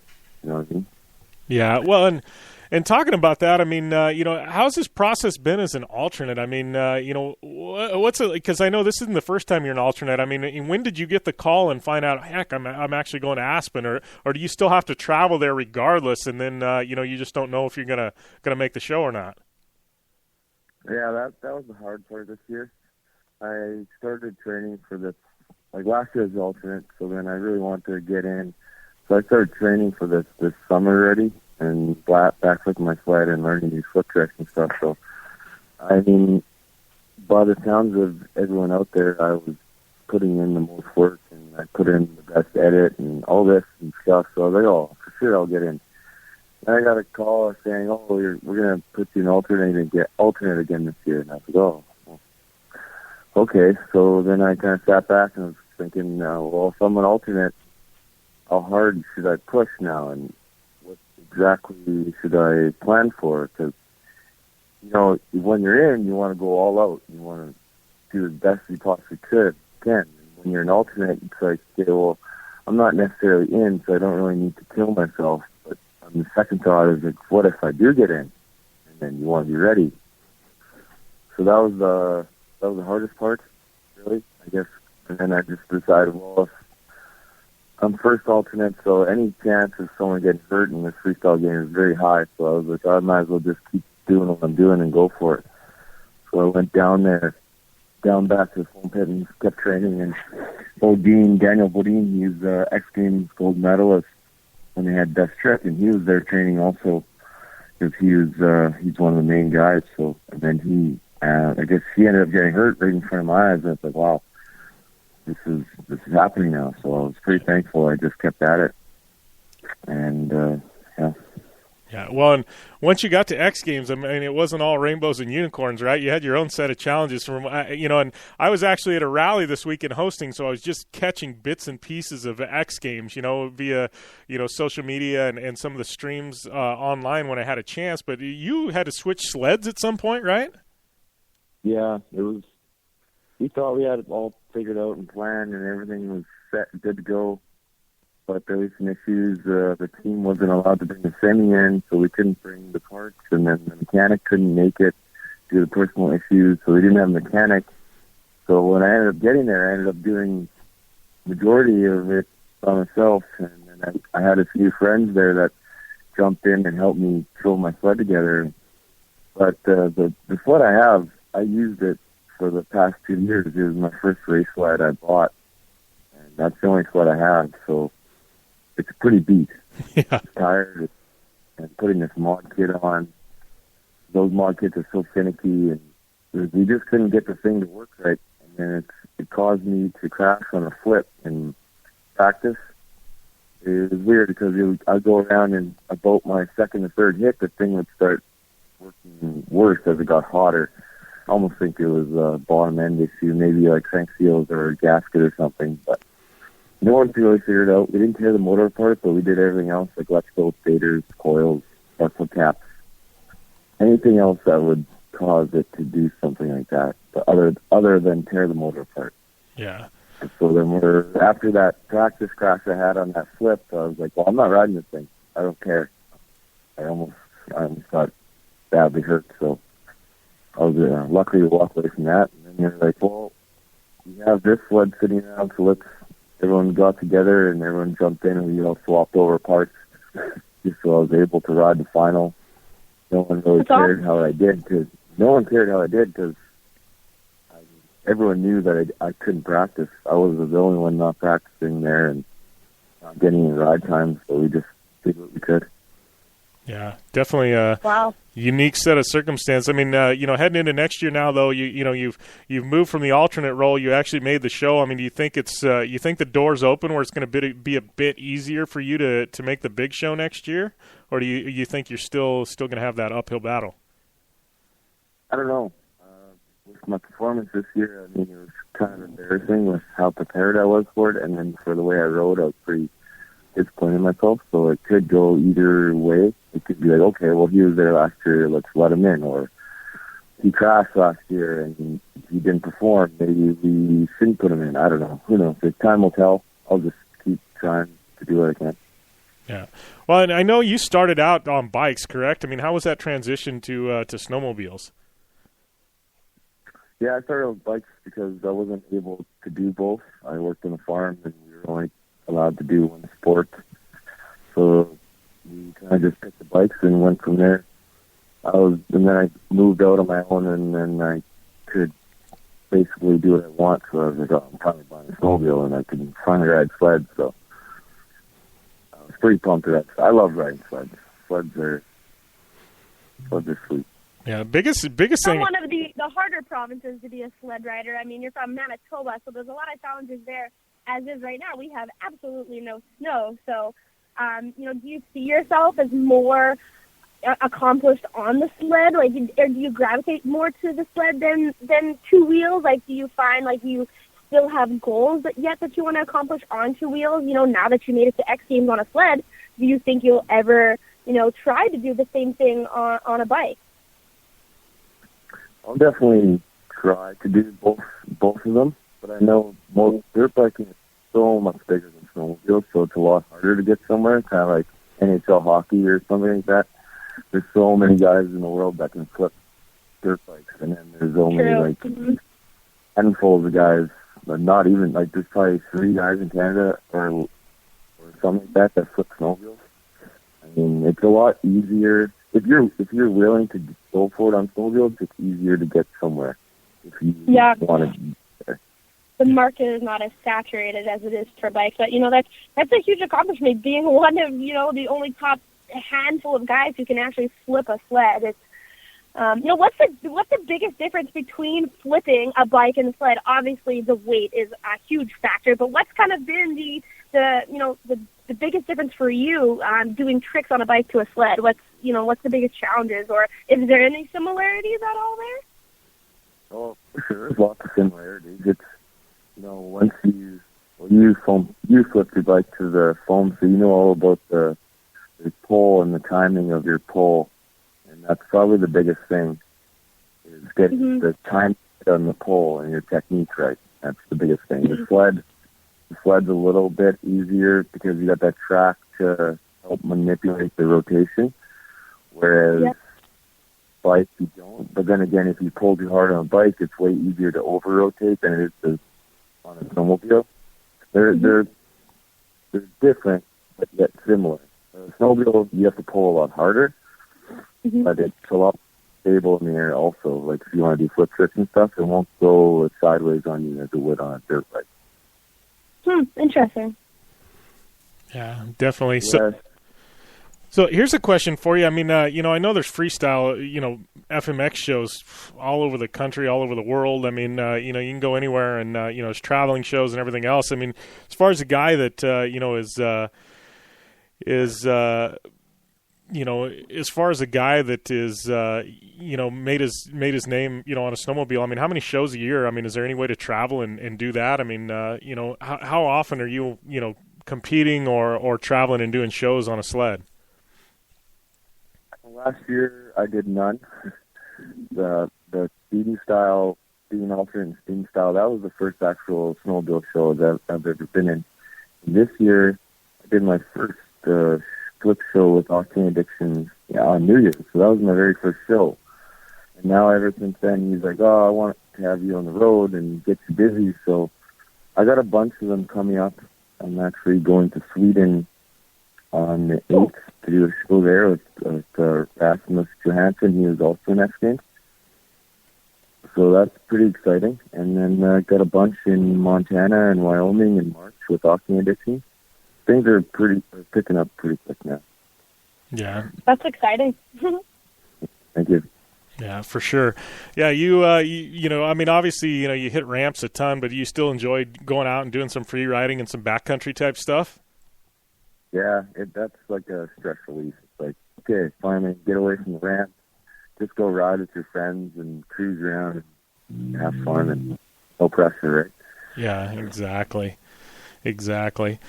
Awesome. So, I don't know. We'll definitely have to keep in touch. I'm pretty, it's been kind of cool to see how this whole thing played out. I'm, stoked that you finally got in the big show, and and hopefully they have you back next year. And again, you can only really go up from here. So, you know what you got to do. You basically have a benchmark on what you got to do for next year to, blow them out of the water. And, everybody still talks about the fact that you've made it there, and, the fact that Josh Penner is racing competing at X Games. It's a huge accomplishment. And, the fact that you think you have poor performance or not, the fact that you're there is still, blowing people out of the water. So just always think about that, and then always, use your struggles as just something to motivate you to go farther, and, come back next year with a vengeance. So. For sure. Thank you. Yeah. All right, Josh. Well, I appreciate you taking the time to call in, my friend, and we'll definitely, definitely be in touch, and, maybe next year, find out how things go. We'll definitely get you back on at some point. Awesome. Sure. Thanks very much for having me on, guys. It was fun. All right. Well, thanks a lot, Josh. See you later. Take care. Bye. Bye. All right, man. I tell you what, Amy, talk about an up and down story. Like so stoked for him to make it, and talk about an emotional roller coaster. I mean, thinking you cut a good video and they're going to put you in, and then find out you're an alternate, and then how hard do I train? And I don't want to hurt myself, but I need to be prepared. And then getting the call and going there, and then once you're there, your sled breaks and you're on a backup sled. And I mean, God, the guy, talk about an emotional just a couple of weeks. Well, there's a quote out there that totally sums up Josh Penner's life and who he is as a person. But, to be able to go from failure to failure without losing, that drive for your end goal, or to not lose that, that hope and that drive and dedication, and every time someone fails, you usually end up quitting. The fact that he's been able to persevere over and over again truly shows what kind of athlete he is. And, that's what the type of things that sponsors look for. And, the people who are selecting these guys for the X Games, is they know that he was on a backup sled. They know that he didn't have the chance to practice, and, that he comes from Manitoba. I don't know, but he's all these factors, yet he was still there. He still performed. He still persevered, and it just shows that he is a very dedicated and hardworking athlete. And ultimately, that will get him, a very long career in this industry, because when the going gets tough, people quit. And, Josh Penner has not quit. And so that's why I think that, he'll have a long career for sure. Yeah, I definitely think you're right. Yeah. It's, it's tough, man. Sleds are so expensive yet, too. That's not something I would choose if I came from, dirt bikes to sledding. That's a very niche market, but I like his theory on the fact that there's only a handful of guys who are really doing what he's doing. So if he can just get over that, hump of the nerves, obviously being at X Games for the first time, I'd be crapping my pants too. That's a scary feeling. That's a lot of pressure, and you have pressure to perform. But once he can get over that, it's basically he's a part of this first mover's advantage, where if he can stick it out and, learn something cool or do something different, he's in that collective of the first ever guys in snowmobiles before the industry gets saturated as well. He can be one of those iconic guys, freestyle snowmobilers. He's just got to stick it out a little longer. Yeah, and like you said, it is still such a small group of guys doing that. And I think that's why you got a guy like Levi LaValle. He was, he literally was the first, and Levi, he continues, he's still out there, and, and he can still compete at such a high level because you haven't seen the influx of 18 and 19-year-old kids out there just, shredding their sleds. Yeah, and I do like the fact that the X Games freestyle snowcross event, the ramp was a lot tamer than I think it used to be, and I think that adds a whole extra safety level after the Moore incident, and after they took freestyle snowcross out of the X Games, and it's back now, and I think they tamed it down a lot more, and it's more about technicality, not, oh my god, who's going to do the craziest, dumbest, biggest thing ever and risk their life. And, I feel like this year they came back with a very a good, smart setup that'll hopefully attract newcomers, not something that's so crazy and huge that scares a lot of people away. I think they are doing it right now, and I really respect the setup that they had there. I wasn't watching it being that's stupid. Why is that jump so big? It was a couple years ago, they took the smart route on this one. Yeah, well, and I think, and that being said, I think you're right, and I think, these freestyle courses, I think you're never going to see, we were at a time, where we saw, Pastrana and, even Dave Muir on BMX bikes and stuff like that. It was every year. You knew somebody was going to set a record, Tony Hawk with a 900. Yeah. It's what new trick? Deegan, I think, did a 360 for the first time at X, and Kerry Hart. And it was every year. It was all right, we're going to see somebody break new ground. And to be honest with you, I don't think we'll ever see that at X Games again, because it's got to a point, even Pastrana said, where, science is going into these tricks. It used to be just hucking yourself and saying a prayer. Yep. And now it's science, and you look at Sheeney's, triple back and things like that. That ramp, you can't put that in a competition setting. You can't even straight jump that. You have to flip off of it. And that's very true. So where does that progression go then? What is the next step? What's other than getting bigger and ballsier? Where I know there's that speed and style, but with freestyle, then, if these tricks are getting limited based on, physics and science and, what the body and person can do on a bike with, X high of ramp, et cetera, that's also safe in an arena, in a in a venue-style event, not at a facility with specially made materials. Where do you take it then? How do you progress? Yeah. Well, it's getting to the point where it's, plateauing. Yeah. But you see these young kids coming out and just laying down crazy tricks, and I mean, I don't know. It's interesting to see the evolution now and see where it's going to go, because we are at that tipping point right now where it's going to start to plateau, and it's there's changes coming.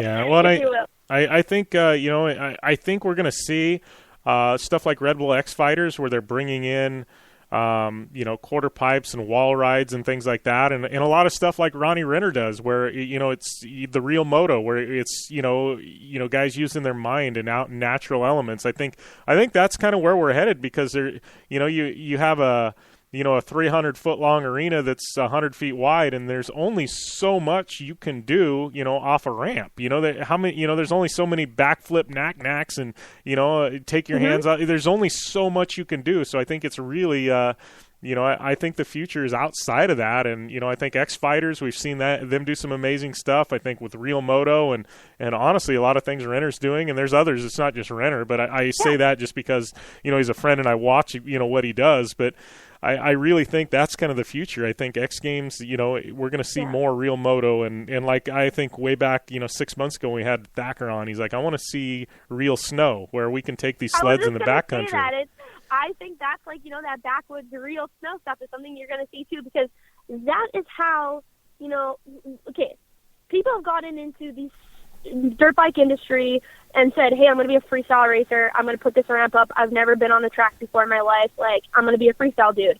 And they don't have any history in, racing or riding or, desert riding, like Glamis, nothing. Like, they are strictly a freestyler. And, like, I see it more and more now where kids are getting into it wanting to be a freestyle rider, and they have no, like, pedigree and but it's the opposite for snowmobiles. You can't just get on a snowmobile and say you're going to go flip something. Like, I've only ridden a sled like 5 times in my life, and I went for this super gnarly, like, 8-hour trail ride and almost died. Like, it was just, they're so technical, and so, like, you got to have a passion for snowmobiles to want to ride a snowmobile. It's not an easy machine to maneuver and handle, and every single, like, freestyle or snow cross racer has come from, having usually a lifetime of riding in the mountains or, doing cross country or play riding and free riding. And snowmobiles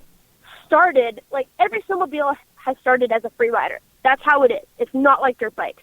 So I'm surprised that, they don't have that free ride kind of section like they did in Moto with snow yet. But that's definitely the direction it's going, like, without a doubt.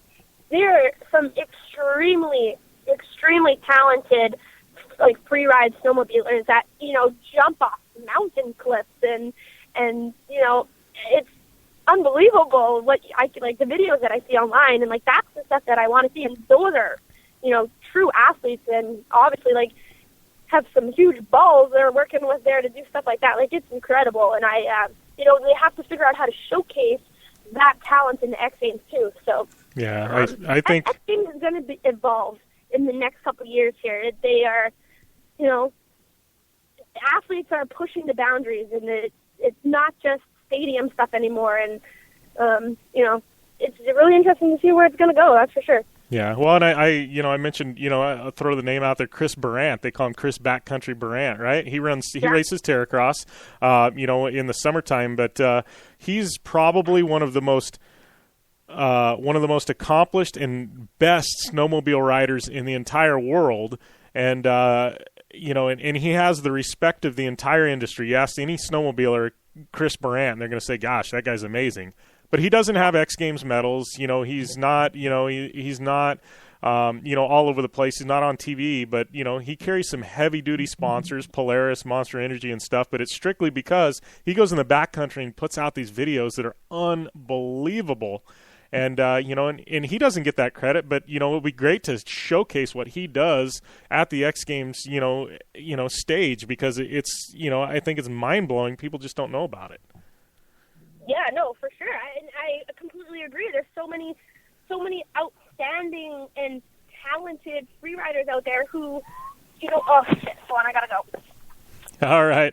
We'll catch up with you in a few. We got to take a short commercial break, and when we come back, we're going to have some Supercross coverage. So Ami Houde had to bail out there for a second. We'll have to find out the story and what's going on there, but we'll be back after this break.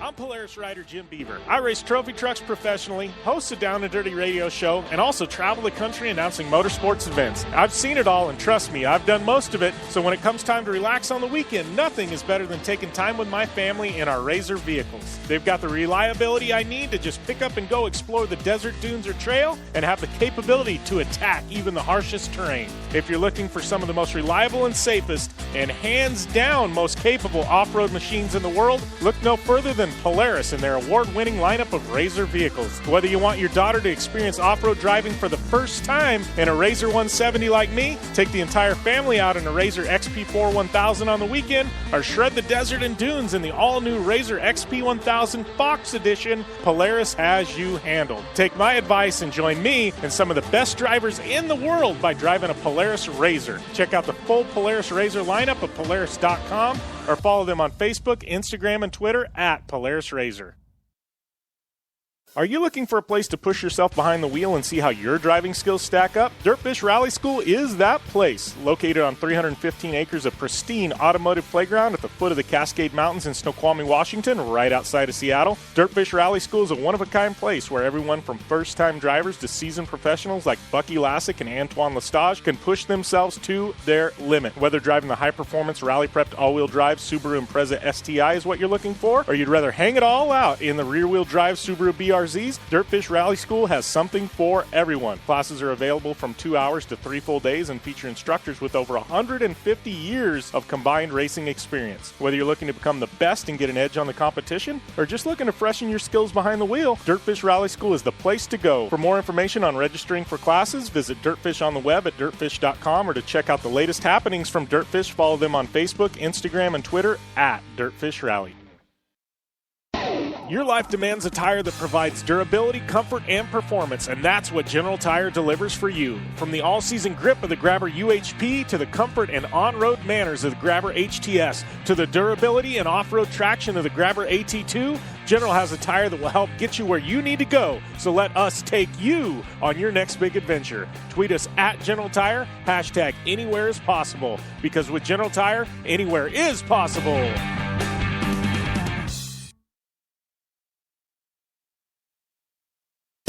Come to the island and rip it up this summer. Wakeboard Island. It's a skate park on water at Blue Water Resort and Casino.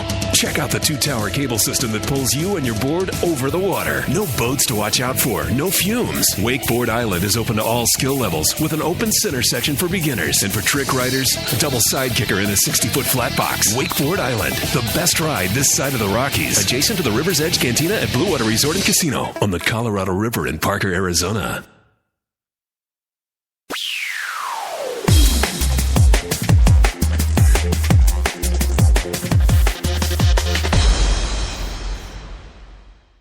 Welcome back to the Down and Dirty Radio Show, powered by Polaris Razor. Oh, man, just got done with X Games gold medalist. Oh, not gold medalist. Man, I just rolled off the tongue there, right? Just got done with X Games medalist Josh Penner.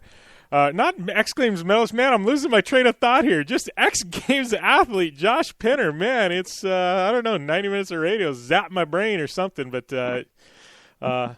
I don't know. It's you there, Amy? Amy is still she is still MIA. But yeah, great catching up with Josh Penner.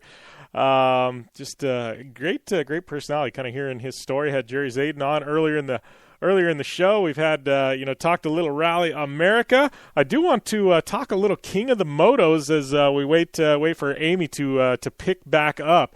King of the Motos, kind of kicks off King of the Hammers week. Obviously, you got King of the Motos. We got Everyman Challenge. We got the UTV race coming up tomorrow, and then the big King of the Hammers event.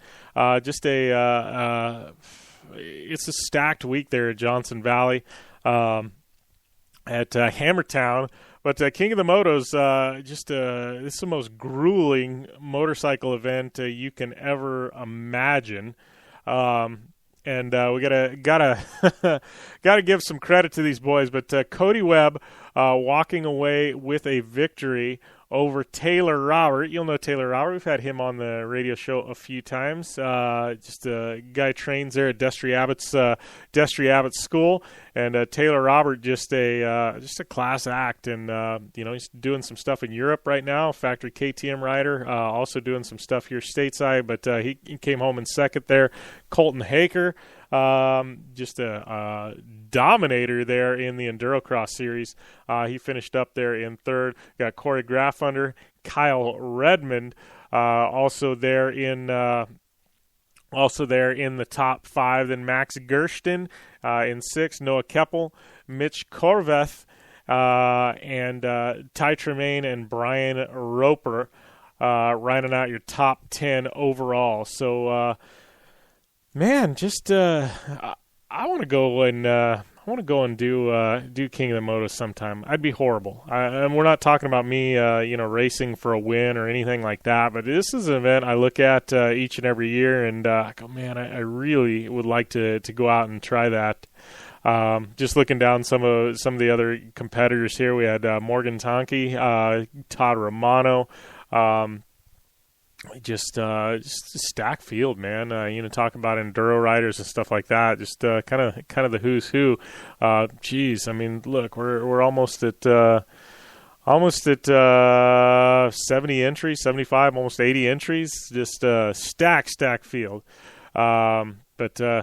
Yeah, big shout out to Cody Webb. I mean, obviously we know him from from Endurocross, and in your top three all Endurocross riders, Taylor Robert, Colton Haker, Cody Webb. But just a stack field there, and a lot of guys coming from hard enduro, Endurocross, some desert racers mixed in. I know good friend Cameron Steele, he tried things out a couple years ago. Said it was literally the hardest race. We're talking 4-wheel, 2-wheel. He's done it all, and he said that was the hardest race he has ever competed in, and just to finish was a win, is what he said. And that should give you a pretty good idea of what King of the Motos is all about. You take these guys, it's some desert racing, a little stadium section mixed in there as well, but the rock climbing on a motorcycle means stuff you need a trials bike for. These guys are out there doing it on enduro bikes, and man, it's wild. Just checking the social media feeds and stuff like that out there at Johnson Valley. Things are cranking each and every night out there, and qualifying. And I don't know, if you're in SoCal, it's worth the drive. Pick a day this week. You can go out, and there's going to be something for you. That's for sure. But just a huge, epic event out there. So props to Cody Webb taking home King of the Motos title. And Taylor Robert, Colton Haker rounding out the podium there in Johnson Valley. But now it's time to switch gears, talk a little Supercross. And, man, it was another wild one there in Oakland. We got Phoenix coming up this next coming weekend. I'm bummed out that I won't be able to go to Phoenix and take it all in. Phoenix, always on Parker 425 weekend. I'm racing trophy trucks, and down I-10 about 100 miles, they are racing Supercross. Always a bummer that I can't take that in, and I know just about all the other desert races in Arizona pissed about it too. I don't know if it's I don't know. I just wish they would change the date. Not only that, you throw in Super Bowl, and it makes for a packed weekend. But going to some results, kicking off with the 250s, and I'm sure Amy will chime in here at some point. I just gotta throw caution to the wind here. My Fantasy Supercross team, it sucks. You guys that are leading the Fantasy Supercross League, and you still have time to get in. There's, I think like 6-7 throwaway races. So if you're not in FantasyActionSportsLeague.com, go and get in on the Down and Dirty Radio Show Fantasy Supercross, a new set of KMC wheels to the winner. But I just got to say, my team's horrid. I can't figure it out. I don't know, man. I think I have a good team, and I just get destroyed. And then, a guy sprains his toe or something, and then he drops out at the last minute, and I lose all those points. And like I said, you guys that are leading this league, you're in the top 25. You guys are so much better than me. I'm down there, I don't know, 100 and something place. I think there's like 250 of us now in the league. I don't know. Get in, though. You got throwaways. I can tell you, I'm going to, my first 5 events of the year, I'm throwing those out. I'm going to have to run the table through the rest of the Supercross championship to make a run at this deal. It's quite interesting. Get in. KMC Wheels giving them away. FantasyActionSportsLeague.com. It's free to enter. Have some fun. I love hearing your guys' tweets on Twitter. I know a lot of you, tweeting Amy and I, our picks and things like that. I love hearing them. I get back to you when I can, and I love hearing your picks because I got to tell you, most of you are doing better than me. You want my advice on who's going to win? Pick whoever. I don't. That is my best advice. But anyways, getting to some of these 250 Supercross results from Oakland. Last year we saw some good things out of him, and it looks like he's bouncing back and getting back in that groove. But Joey Savacci walking away with a victory. Colt Nichols in second, Christian Craig, Mitchell Oldenburg, Zach Osborne, your top 5. Kyle Peters, Michael Lee, we had him on air a couple of weeks ago. Great to see him there in the top 10. Kyle Cunningham, Jimmy Ducatis, and Cole Thompson rounding out your top 10. Your current leader, Cooper Webb, qualified first, down there finishing in 21st position. Definitely going to hurt him, especially after leading 9 laps. Just a bummer for Cooper Webb. Is what it is, though. Joey Savacci, leading 3 laps and coming home on top of the box. Looking at the point standings, though, right now, the 250 point standings is Savacci taking over that red plate. Cooper Webb in second with 76 points. Zach Osborne in third. So the troubles of Cooper Webb end up making for a tight race. Everything bunching back up.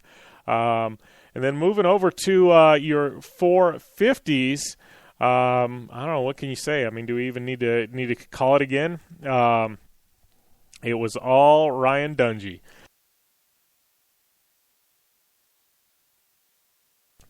Kenny Roxon in second, rebounding a bit, and then we got Marvin Muskeen in third. Seeing Marvin on the podium, always good to see Marvin there. And then we got Jason Anderson and Chad Reed, Cole Seeley, Eli Tomac, Jacob Weimer, Brayton, and Will Hahn in the top 10. Dungey, man, wire to wire, whole shot, lead 20 laps, your number 1 qualifier.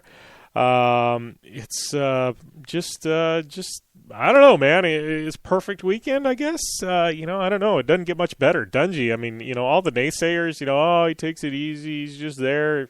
He's putting his stamp on this season, that's for sure.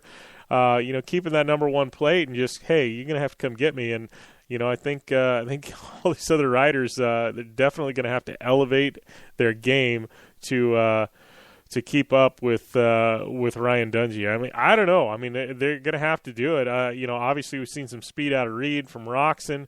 Marvin with a phenomenal effort. Anderson, he took a victory earlier on, but I just think everybody's going to have to elevate. It's what it amounts to. If you're going to catch Dungey, and don't get me wrong, he is starting to check out on the field a bit. Obviously, everybody has an off night here or there, and I'm sure Dungey's got one coming. But just a phenomenal effort.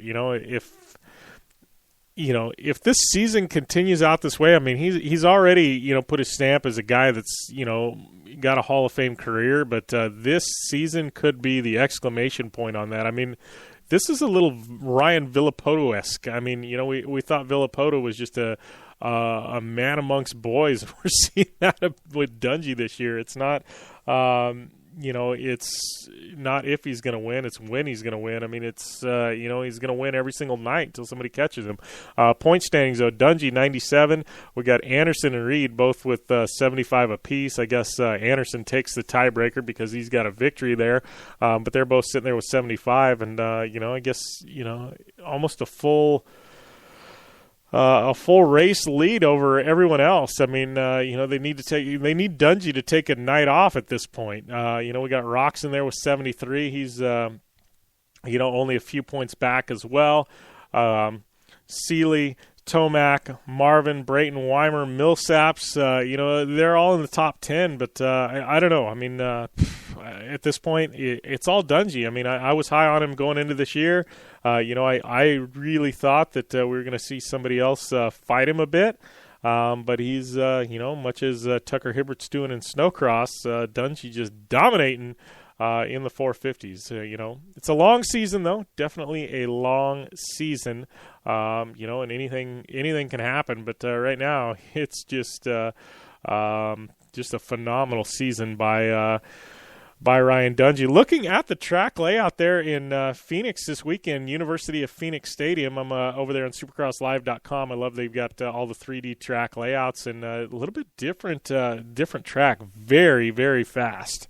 And they've actually got an in and out in the arena there. It's going to be an awesome event. But the guys literally long straight, long front straight out of the gate, and and then they get into some short doubles or a double triple, and a couple of sharp turns, long whoop section. Then they go out of the arena, kind of curve around, go out of the arena, back into the arena, and then long stretch of rhythm section.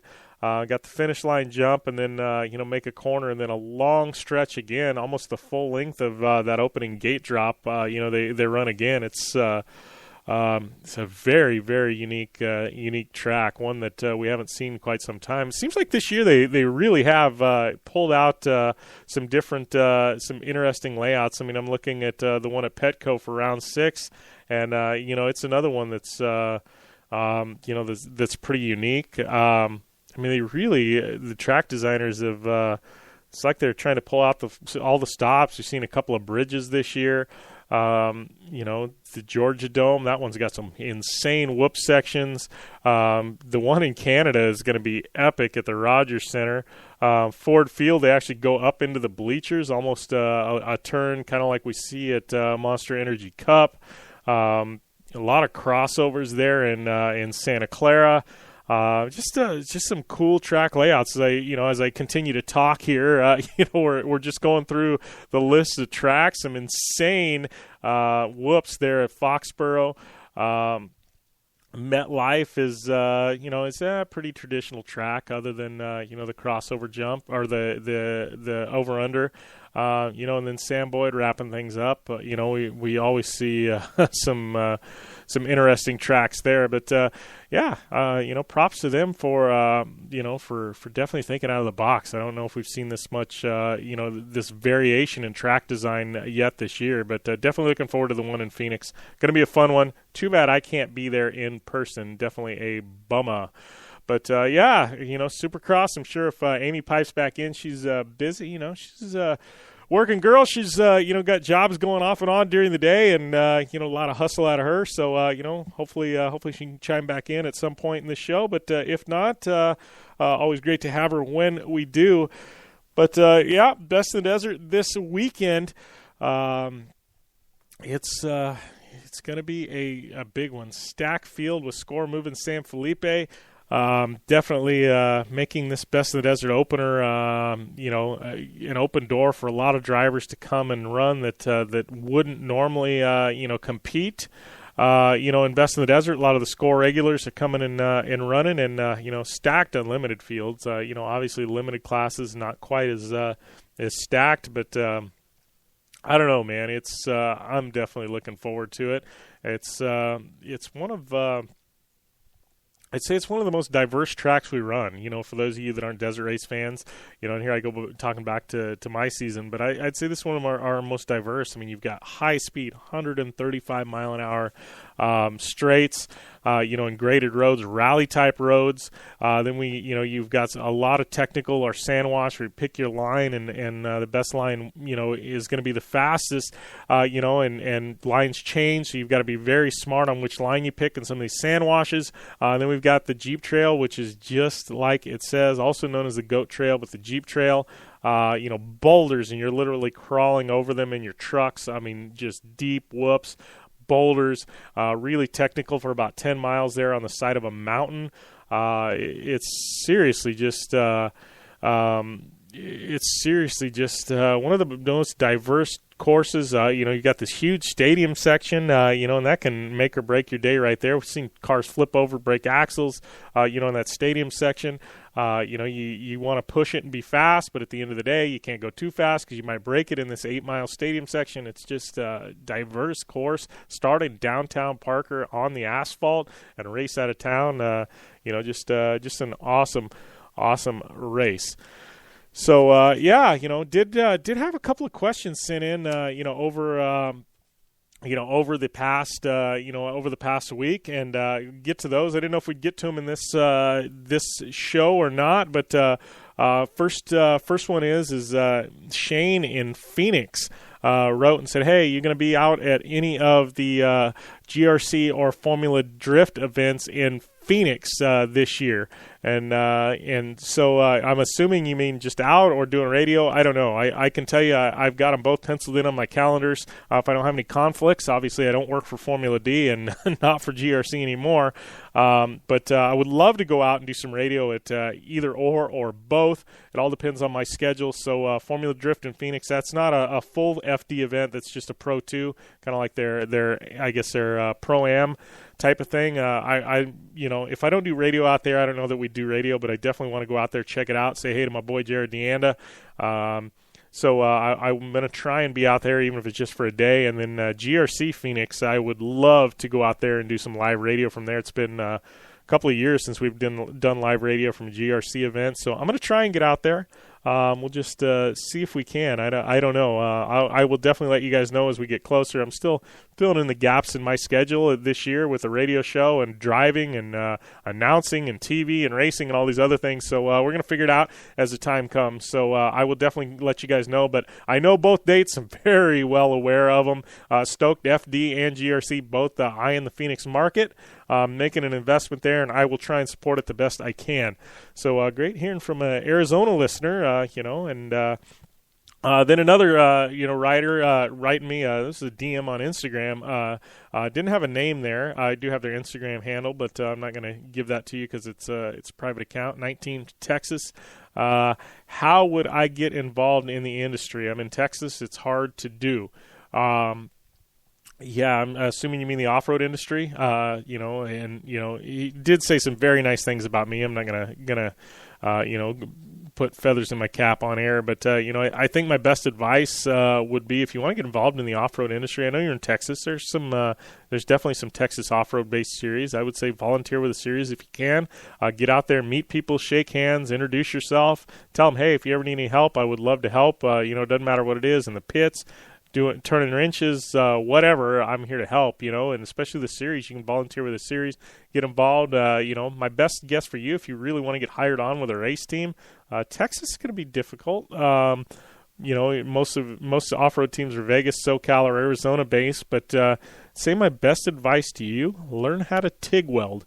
They're always looking for TIG welders. Good welders are hard to come by. You can get a job just about anywhere if you know how to weld. So, that's definitely. I can weld. I can tell you, I've got my fallback career. If radio doesn't work out for me, or racing cars, I can always weld. So, that's my fallback right here. I can TIG weld. A lot of you don't know that, but definitely can. So I got my fallback. Upcoming events. Obviously, got Best of the Desert and Supercross, King of the Hammers. Just a ton of events coming up this weekend in particular. Not only that, you throw in Super Bowl and definitely makes for an exciting weekend. Got to give a big shout-out to Polaris Razor, General Tire, DirtFish Rally School, UPR.com, Boater Resort and Casino, JMR Brakes, KMC Wheels, Gibson Exhaust, MTX Audio, the official audio partner of the Down and Dirty Radio Show. Give me a follow at JimBeaver15 on Instagram and Twitter, Facebook.com/DownAndDirtyShow for all those back episodes. And I promise we do have a new app coming soon. I'll let you know when, but you can download the old one and get the update when it comes. It's available on Apple, iTunes, Google Play, and the Amazon Kindle store. So, yep, and not only that, got those apps dropping, downanddirtyshow.com, all the updates, and, give me a follow on social media for sure. On Instagram and Twitter and Facebook, I'll be updating all week long from the races. Maybe we'll try and do a little bit of live streaming when we can. We've got the service, and as always, at Ami Houde 71, you can give her a follow as well. Always shoot me those questions. Love seeing your questions. You can use the form on the website, DM on any social media you want, but love seeing those questions. I got some racing to do, and next week we're entering national syndication, so stay tuned for those updates. Hope you guys have a great week. I'm going to be strapping on the helmet, doing battle with some of the best in the business this weekend. You'll hear about it next week for sure. Thanks for staying tuned. As always, game on.